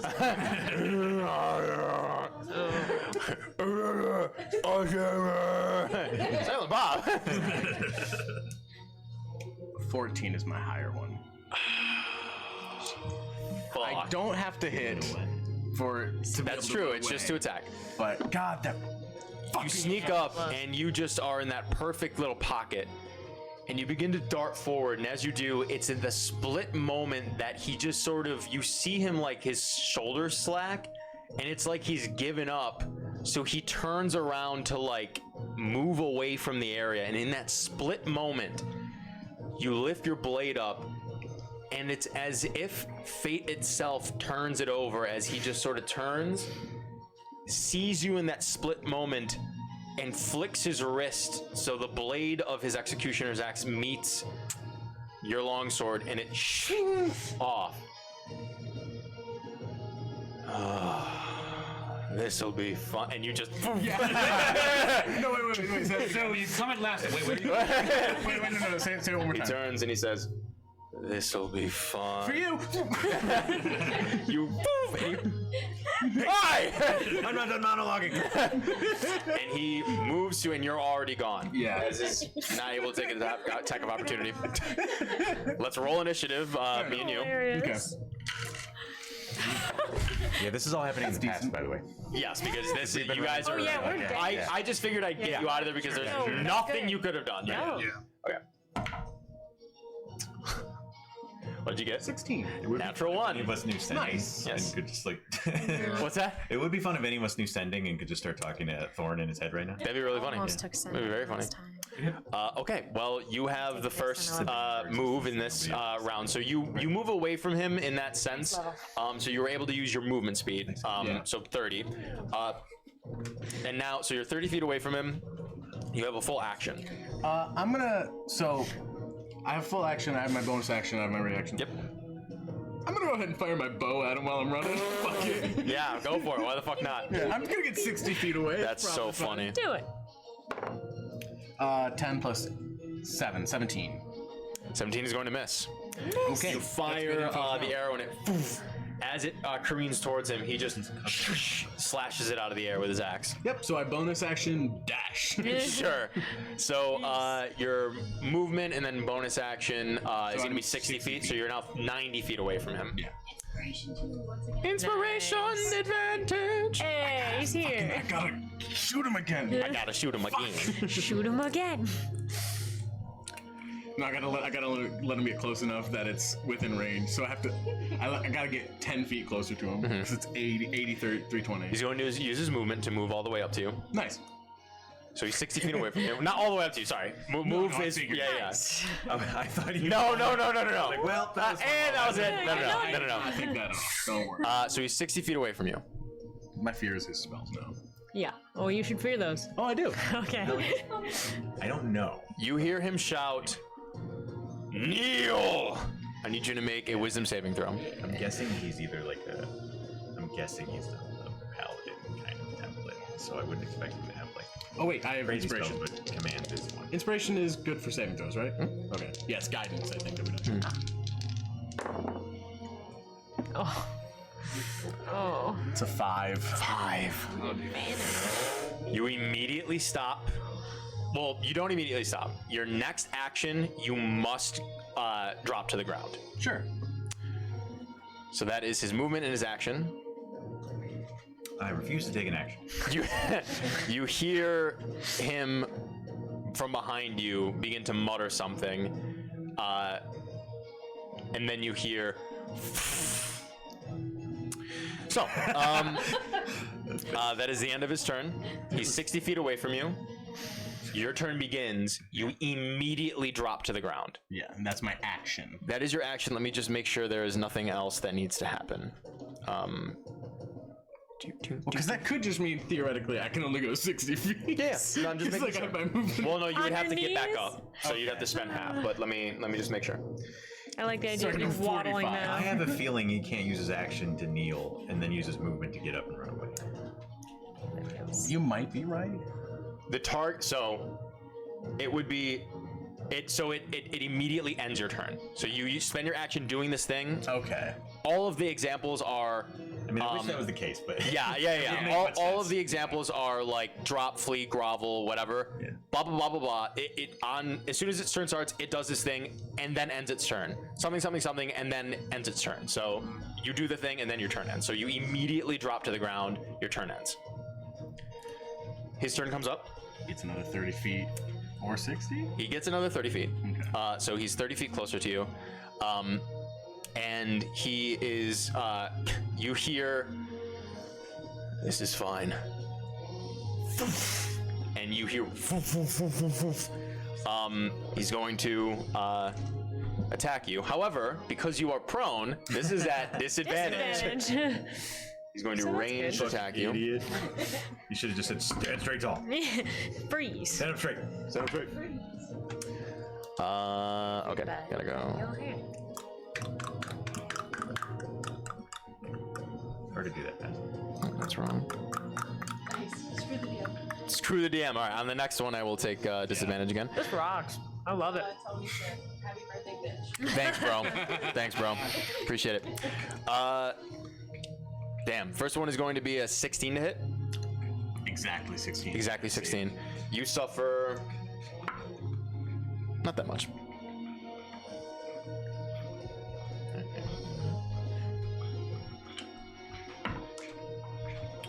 Uh, 8 points of slashing damage and 1 point of fire damage. Nice. And that's after I take half. Because my resistance. You have resistance to fire. Fire, yeah. It does. So because it's still 1 damage, it doesn't go to 0. You That's still suffer fair. 1 damage. Yeah. Yeah. That's very funny. You'd have to be immune to not suffer it. Yeah. So yeah, so a total of 9 points of damage. The axe crashes into your back shoulder and just sort of lodges itself in there and then just falls off to the ground onto the side. Yeah. Oh. Should have taken a look at that limit there on my whatever. Anyways, you then feel. I was gonna say throwing an axe 60 feet is pretty insane. But it's magical. It's so 30 I wasn't feet. Gonna, But yeah, then you feel like a still daggers 20. like a wilting on your body as you hear him sort of mutter an incantation. You sort of turn over your shoulder and you can see him like reaching out and like twisting the air as a dark red essence just coalesces in its hand, and you can feel a strength almost sap from you. That is going to be the end of his turn. Yes. I redeemed the War God's blessing, so that should benefit Taz, right? Yeah. Why don't you tell me what the War God's Blessing does for the chat? That, I think it's 10 temp HP. 10 H, or yeah, 10 to hit on 10 your to next attacks. Plus 10 hit on your next attack. Awesome. I need you to make a charisma saving throw. Hey, you know what? As you That's not feel my this worst. strength begin to sap from you. That's a 7 though. I'm getting different dice. Yeah, you feel that strength sap from you. That is the end of Thorn's turn. It is the top of your turn. You are free to stand back up if you'd like. That's going to cost you half your movement. Yep. I really like that you described it as wilting, by the way. I really like the motif. Thank you. So- That's cool. So I use half my movement to stand. Okay. Um, It's going to bring you to 15. and I will run 15 feet Okay. So you are now 45 feet away from him. Yeah. Oh, you know what? I'm going to use my bonus action dash. And fuck this guy. I'm gonna try to hit him with my bow again. Go for it. I need you to make this roll with a subtraction of a d4. Okay. So I'm adding 10 minus a d4. Oh, yeah, that's right. Oh, good timing. Yeah. So 18, 20, yeah, 18. That's probably not gonna be enough. It but- can't. Can't be because a 17 missed. Yeah. So 15 total. 15 to hit total? Yeah. Wait, Okay. I didn't add my fucking 7. Oh, yeah, add the thing. So 22. Oh. I'm a dumbass. I 22 forgot about hits. the thing. It is still just a d6 though. I don't have. It's not like I have sneak attack or anything. Oh, I looked thank over and I was like, isn't that an 8 still? Yeah. It's gonna do 8 piercing damage. 8 piercing damage. Nice. Nice. Wait. Oh, yeah, go for it. As I stand and like knock the bow, I turn around and no one makes me kneel. Sure.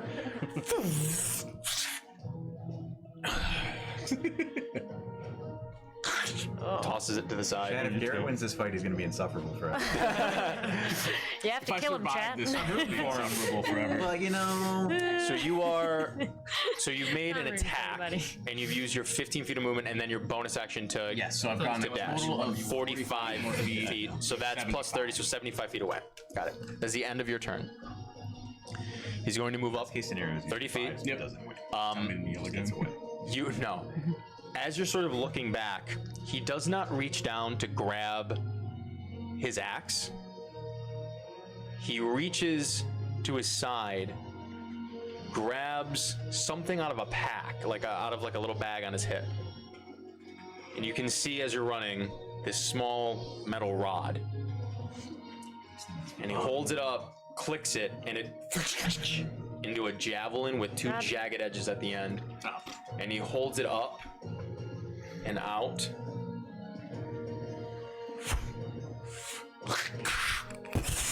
And a lightning bolt erupts out of his javelin. I need you to make a... Oh no, you don't make anything. So this is at disadvantage because of my screw the DM that already happened? Okay.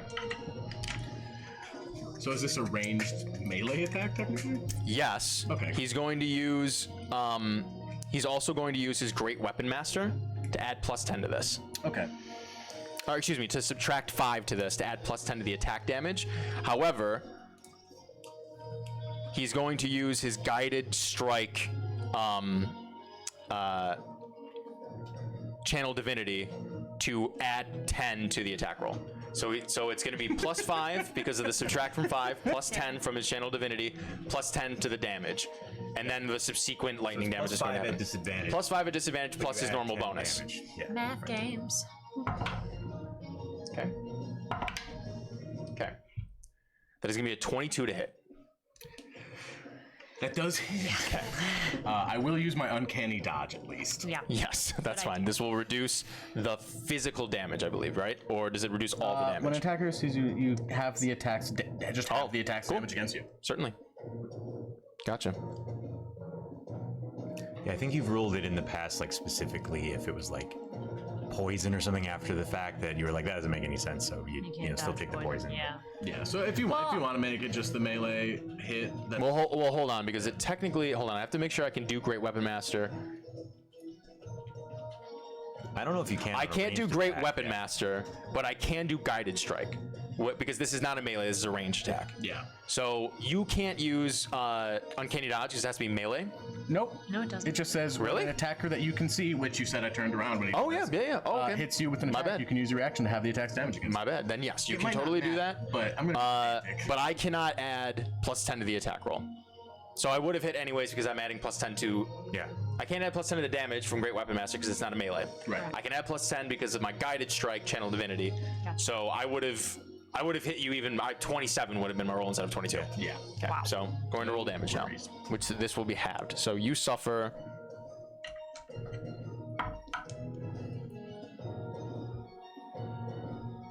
We should institute an overkill penalty for the DM, where every time he rolls like 6 above our AC, it doesn't work. No. Okay.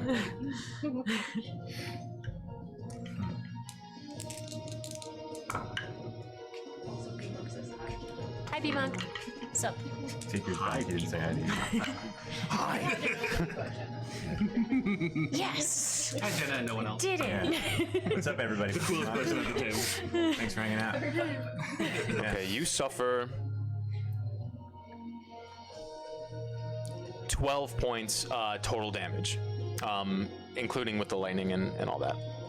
Is that already have? That is already halved. baby. That is already halved. Yes. Maybe. Yeah. No, just So keep that was his dodging. action. We'll see. Attack We'll see. damage? There's a significant possibility he's about to pull some bonus action. Oh, wait, no. One of those has to be bonus action, right? I couldn't tell you. We're thinking cleric or paladin. Paladin. For my next? Oh. No, I was scared of the template. That is very funny. Gotta be paladin. Feels like a paladin. Oh, very paladin. We haven't seen Channel Divinity, he said. Yeah, but cleric's also. Clerics and Oh, divinity. yeah, that's right.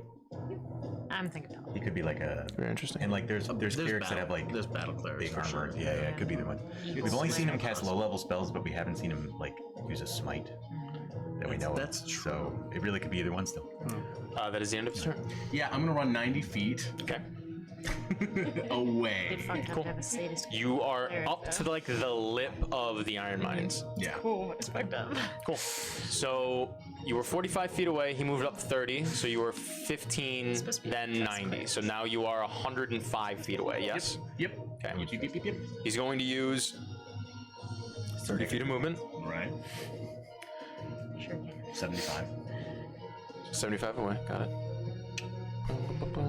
Big math guy. Over here. Big math guy. Big math guy.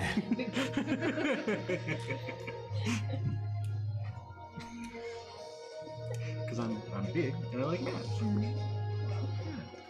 you like that? Yeah, that's one of my favorite subjects. Cool. Which is math. wild because I write all the time. You'd think it'd be English, but actually I sucked at English. Well, you were too busy giving speeches about Tycho Brahe. It's a good callback. Whatever, man. Kaz survives, he's gonna kill Kiss. Actually. You're just so mad. You're being driven mad by. Absolutely no one shit talks my guy Tycho Brahe. All right. So he reaches down, he picks up the javelin, and he just sort of old-fashioned way, and just launches it at you. This will be at disadvantage because it is within that range of whatever. Yeah. And it is not with lightning or anything. And he, actually, let me check something. The old-fashioned. Yeah, no, with no lightning. That's the old-fashioned way. Just like Grandpappy used to do. Back in my day, we had to actually throw the javelin. Just like Eric used to javelin me. Oh no, buddy. Oh no. Well, it was with disadvantage, but still really good. 26. That actually misses. Of course. Because of the new overkill rule that Yeah, we're because of the overkill rule we just established. I rolled 2 really high numbers. Really high numbers. However, because it's just a javelin. Oh, tough. You suffer 10 points of piercing damage. Oh, I use my reaction, but it doesn't matter either way. I rolled max no damage. way. Yeah.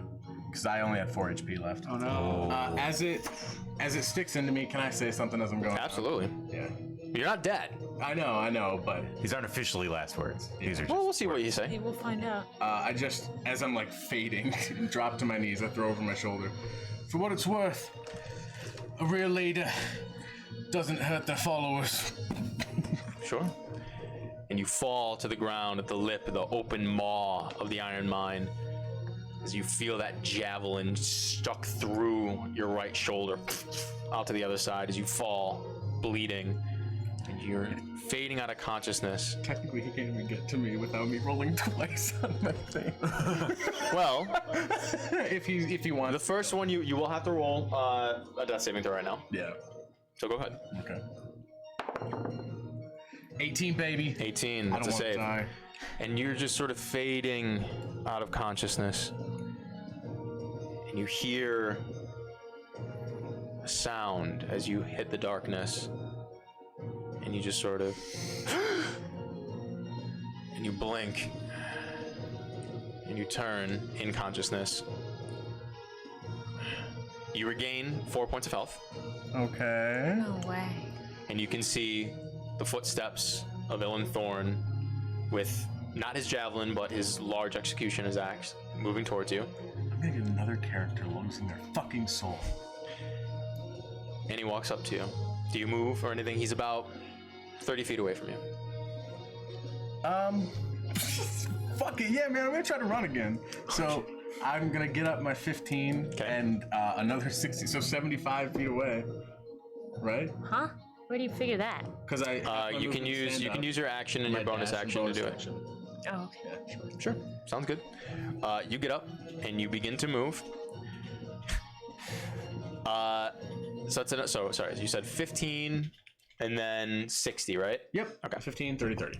Okay. And maybe he'll hit me again. Who knows? I need you to make a.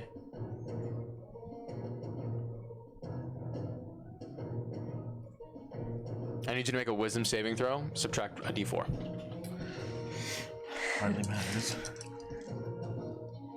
If the saving throw is over 16, there's no way for me to do it unless I get a nat 20.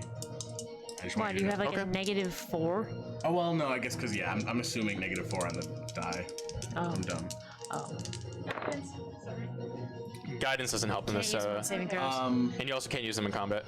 12. You feel your body as your body stiffens and your muscles tighten, and you're you can use rallying cry if you want. It's not gonna.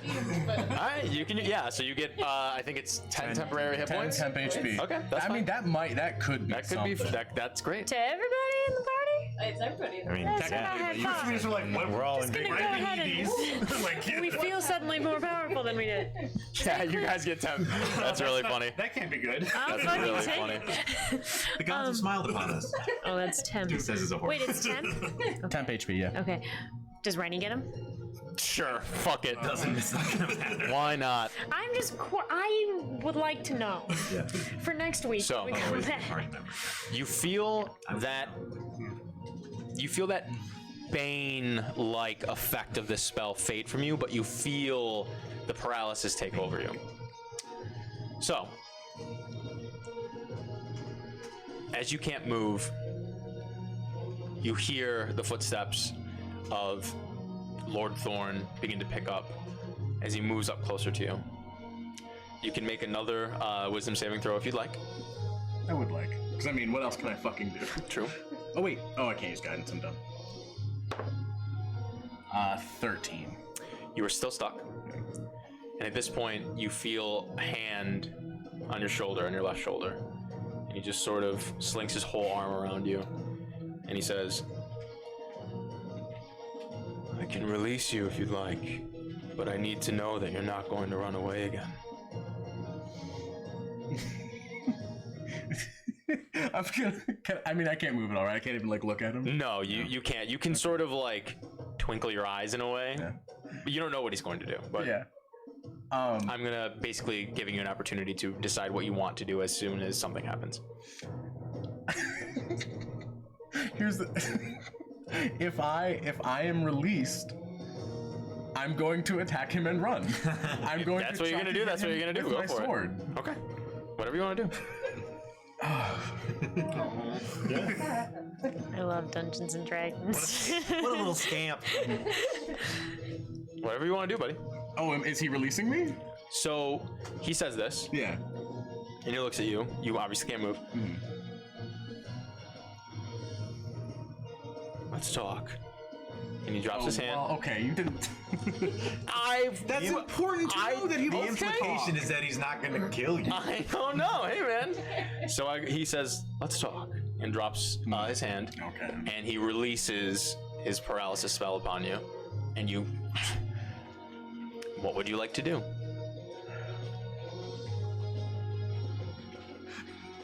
Stab and run everywhere.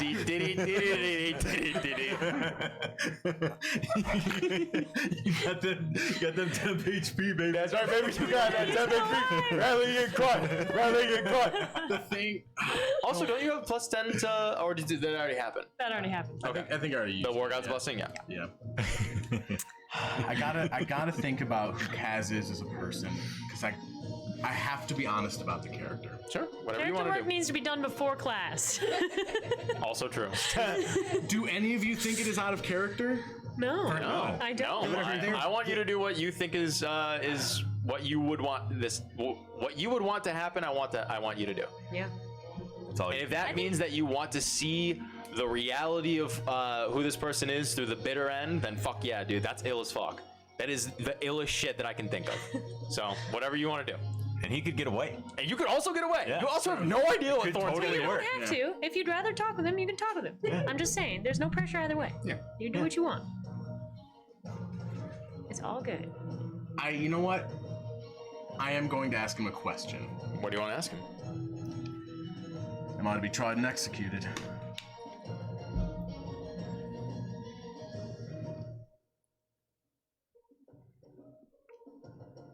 I would hope not. You're one of 4. Wrong thing. I'm gonna stab him. Okay, go for it. Attack roll. Oh, shit. Wrong answer. Bitch. You gonna remind me about my friends who are in danger if I'm around? Yeah, Yeah. I came into this world a bastard, and I'm gonna leave a decent guy. That's a 9, though. That's a 10. 9, unfortunately, is gonna miss. You attempt to slip under his half plate padded armor, and as you do, he just reaches up and he bats away at your wrist. But that gives me the opportunity to run. Yes, that's fine. 60 more feet. Okay, It's such a dope ability. it's very, very tight. Can I? What would you like to do? Oh no, oil. I think explicitly doesn't work this way. Never mind. Okay. You can't use it to make people slip up. You have to burn it, which I don't have a way to light it anyway. Oh, what the fuck am I doing? You're I a could've lit this tiefling. guy on fire for days. You are a. You could have been doing that. All right, that's If you do fine. it Well, I mean, next time he attacks me, if I don't die. flask, Although, oil, tiefling fire. well, it's Oh. you can't just make fire. Monsieur Molotov. Completely forgot something. I was reading through like the certain things. So here's the thing. And you actually wouldn't have known this until just this moment, because it's the first time this has happened. You move to stab him. And as you turn, you feel this presence from Thorn that you've never felt before. This overwhelming sense of weight around you as you look and see just under you. While Sir Thorn is conscious, all creatures within 10 feet of him have their speed reduced to 0. Whoa. If they start their turn right next to him, within that 10 feet, Okay. which you did. So it's basically impossible to escape. If you start your turn. Yeah. So if you run in and you don't okay. run out by the time Okay. so then you didn't necessarily run in, but he got up to you. Yeah. Then your turn started. Yeah.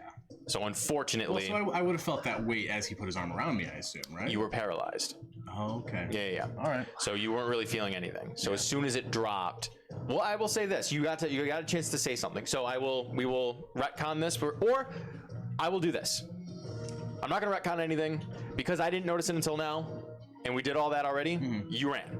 He doesn't get the Aura of Conquest right now. Dope. Great. So you are 45. You are 60 feet away from him. Okay, that's the start of his turn. 60 feet away. He's going to move 30 feet forward. You're now 30 feet away from him. Yep. He's going to say, I'll take you in unconscious if I need to.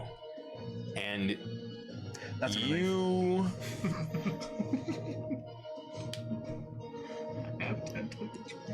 Oh, God. I mean, we gotta be in the mines at this point, right? You're in the mines. Oh, yeah. How's the light? Relatively dark. Oh, he's an elf, too. Well, not two, but he is an elf, so he probably has dark vision. Is he an elf? Yeah. Elven. Because remember, he has described himself as sort of a race traitor. Oh, yeah. Gotcha. Classic. You hear, as you sort of turn to look, he swings his axe in the air, balls up his gauntleted fist, and cracks the steel blade of the executioner's axe, and you hear a resounding gong sound that echoes through the chambers and bounces around until it wrecks your ears. I need you to make a wisdom saving throw. Can I do a dex save for fuck's sake? Not a dex save, no. 17. That is a success. Nice. It's funny, I feel like I'm always making dex saves, which I'm terrible at. You resist this incantation. And then I need you to make another wisdom saving throw.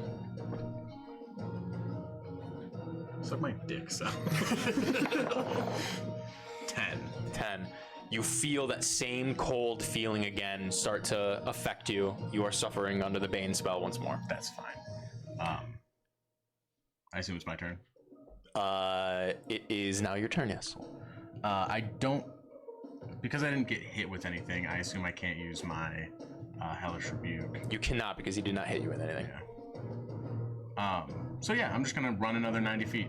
Yeah, you do so. You are now 120 feet away from him. Sounds good. At this point, you've now broken... actually, at this point, you're running up to that sort of area to the right, towards the Aberlock area, where it opens up into that large vicinity. You also see, as you're running, that Blackhand guard that was making his way into the mines, just sort of maybe like 30 feet in front of you at the point where you break into like the 60. So getting up to the 90, you would be right up next to him if you'd want to end there or do something as well or something like that or whatever. You do see him in the distance. I'll allow you to sort of adjust at the 60 feet. Would I have to go through him to get to Emershaw? Correct. Yeah, you'd have to go through him to break into that open area, that on the other side of which is that, like, the passage that leads to the tunnels of the crypts. Yeah. I mean, I can go around him with, and he'll get an attack of opportunity then? If you didn't attack him first, then yes. Oh yeah, I'm not gonna attack him. Yeah, he would get an attack of opportunity. Yeah. Okay. Cool. Well, you would have, so at the end of this dash, you'd be up next to him. Oh. So that's why I'm saying when you get to the 60 feet, you see him, and then 30 feet away is that threshold into the next room where he is sort of like about to make his way into that room. So I'm allowing you at the 60 feet mark, right? So like you use your movement, you use your bonus action, I'll say. So I'll say if you want to change your action from dashing into something else on your way up, or if you just want to dash up, it's up to you.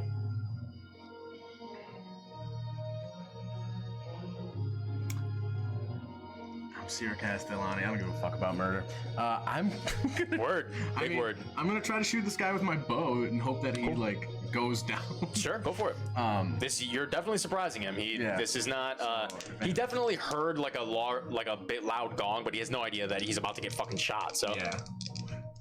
Got his ass. Alright, 7 plus 14 for the Black Hand. 14 for the Black Hands. That just barely hits. Cool. And then I don't think it works like that. You can't do that. Twice a night. But I do. Yeah, it's once a night. I need to change that. Okay. As long as you did it, I Rallying Cry and War God's Blessing should not happen more than once per combat. Okay. And I had sneak attack, based because I had. Yeah, you have sneak attack. Yeah. Okay, cool. So Ooh, that's a good roll. So 10 plus 8 plus 5, so 18, 23. Yeah, you fucking. As it just wrecks through this guy's neck and he. I hope that was the Gonzo. guy that he slapped. I'd feel a little bad. You have no idea. Yeah. So, but yeah. Garrett feels bad, not Kaz. Yeah. Kaz, this is life or death. Hell yeah. So that is 60 feet with the action to shoot. So you are 90 feet away from him. Did I? So we let the rallying cry work. Do I have another 10 then? Is that what that is? No, I'm saying no to that rally Okay, cry. cool. Sorry, that should only happen once. That's why I'm glad you redeemed it. It should only happen once per combat. Yeah, no worries. Really once per day because that's how it should be. That and War God's Blessing. Yeah. I don't know why. I thought I made it so that the cooldown was like. Well, one's on the store, one was on. I used the actual like grapple points that I had. That's why. Yeah, that's why. Because the one of them was on the channel points reward, and then. Okay, so right, so like I can't. I can't. That's difficult. I'm gonna have to remove one from the raffle score then, unfortunately. Yes. Okay. So. Great. You're 90 feet away from him. Yeah. He's going to use his action to, or not his action, his movement to get another 30 feet. So he's 60 feet away from you. And he's gonna say, "You can run all you'd like. You will never, ever escape." And I need you to make another wisdom saving throw. These wisdom throws. So hot. Oh, minus a d4. I rolled a 5 anyway. So Again, you seize up again. Okay.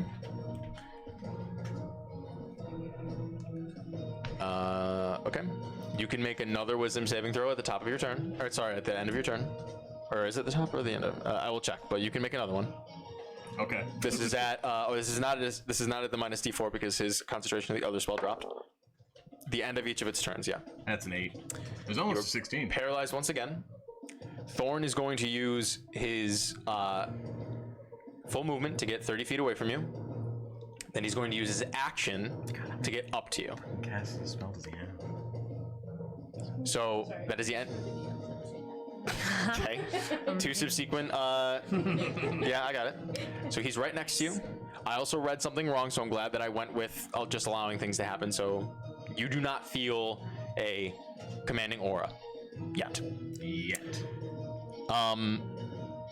He's right up next to you. Yep. That's the end of his turn. Again, you can make another save. This is at the end of your turn. Yeah, so I won't be able to do anything. No, but you can be not paralyzed. 9. No, you can't. Well, you are still paralyzed. So.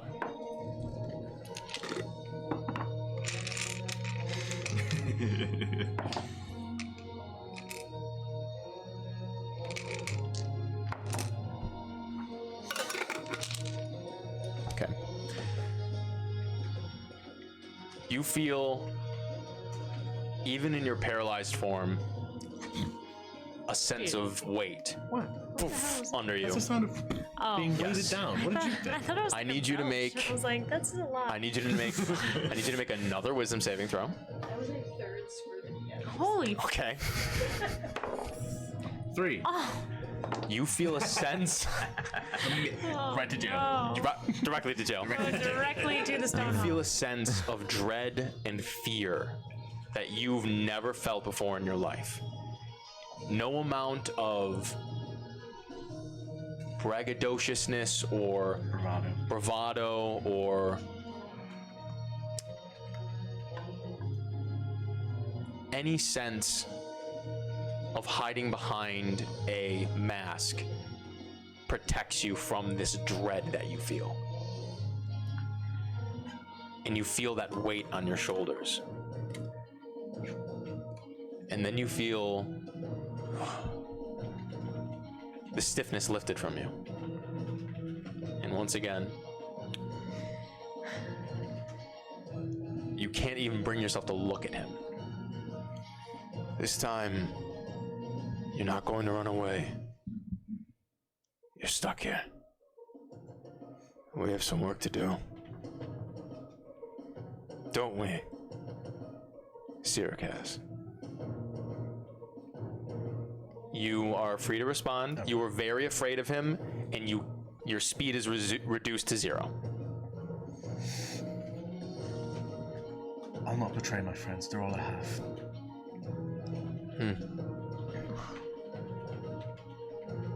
We shall see. Now, we can take a walk. As long as you walk in front, don't make any sudden moves. This will be very easy. But I have to be sure. Forgive me. And you hear as he takes a slash at your back. That's going to be an 18. To hit. Oh yeah, that'll do. Okay. This is going to be non-lethal.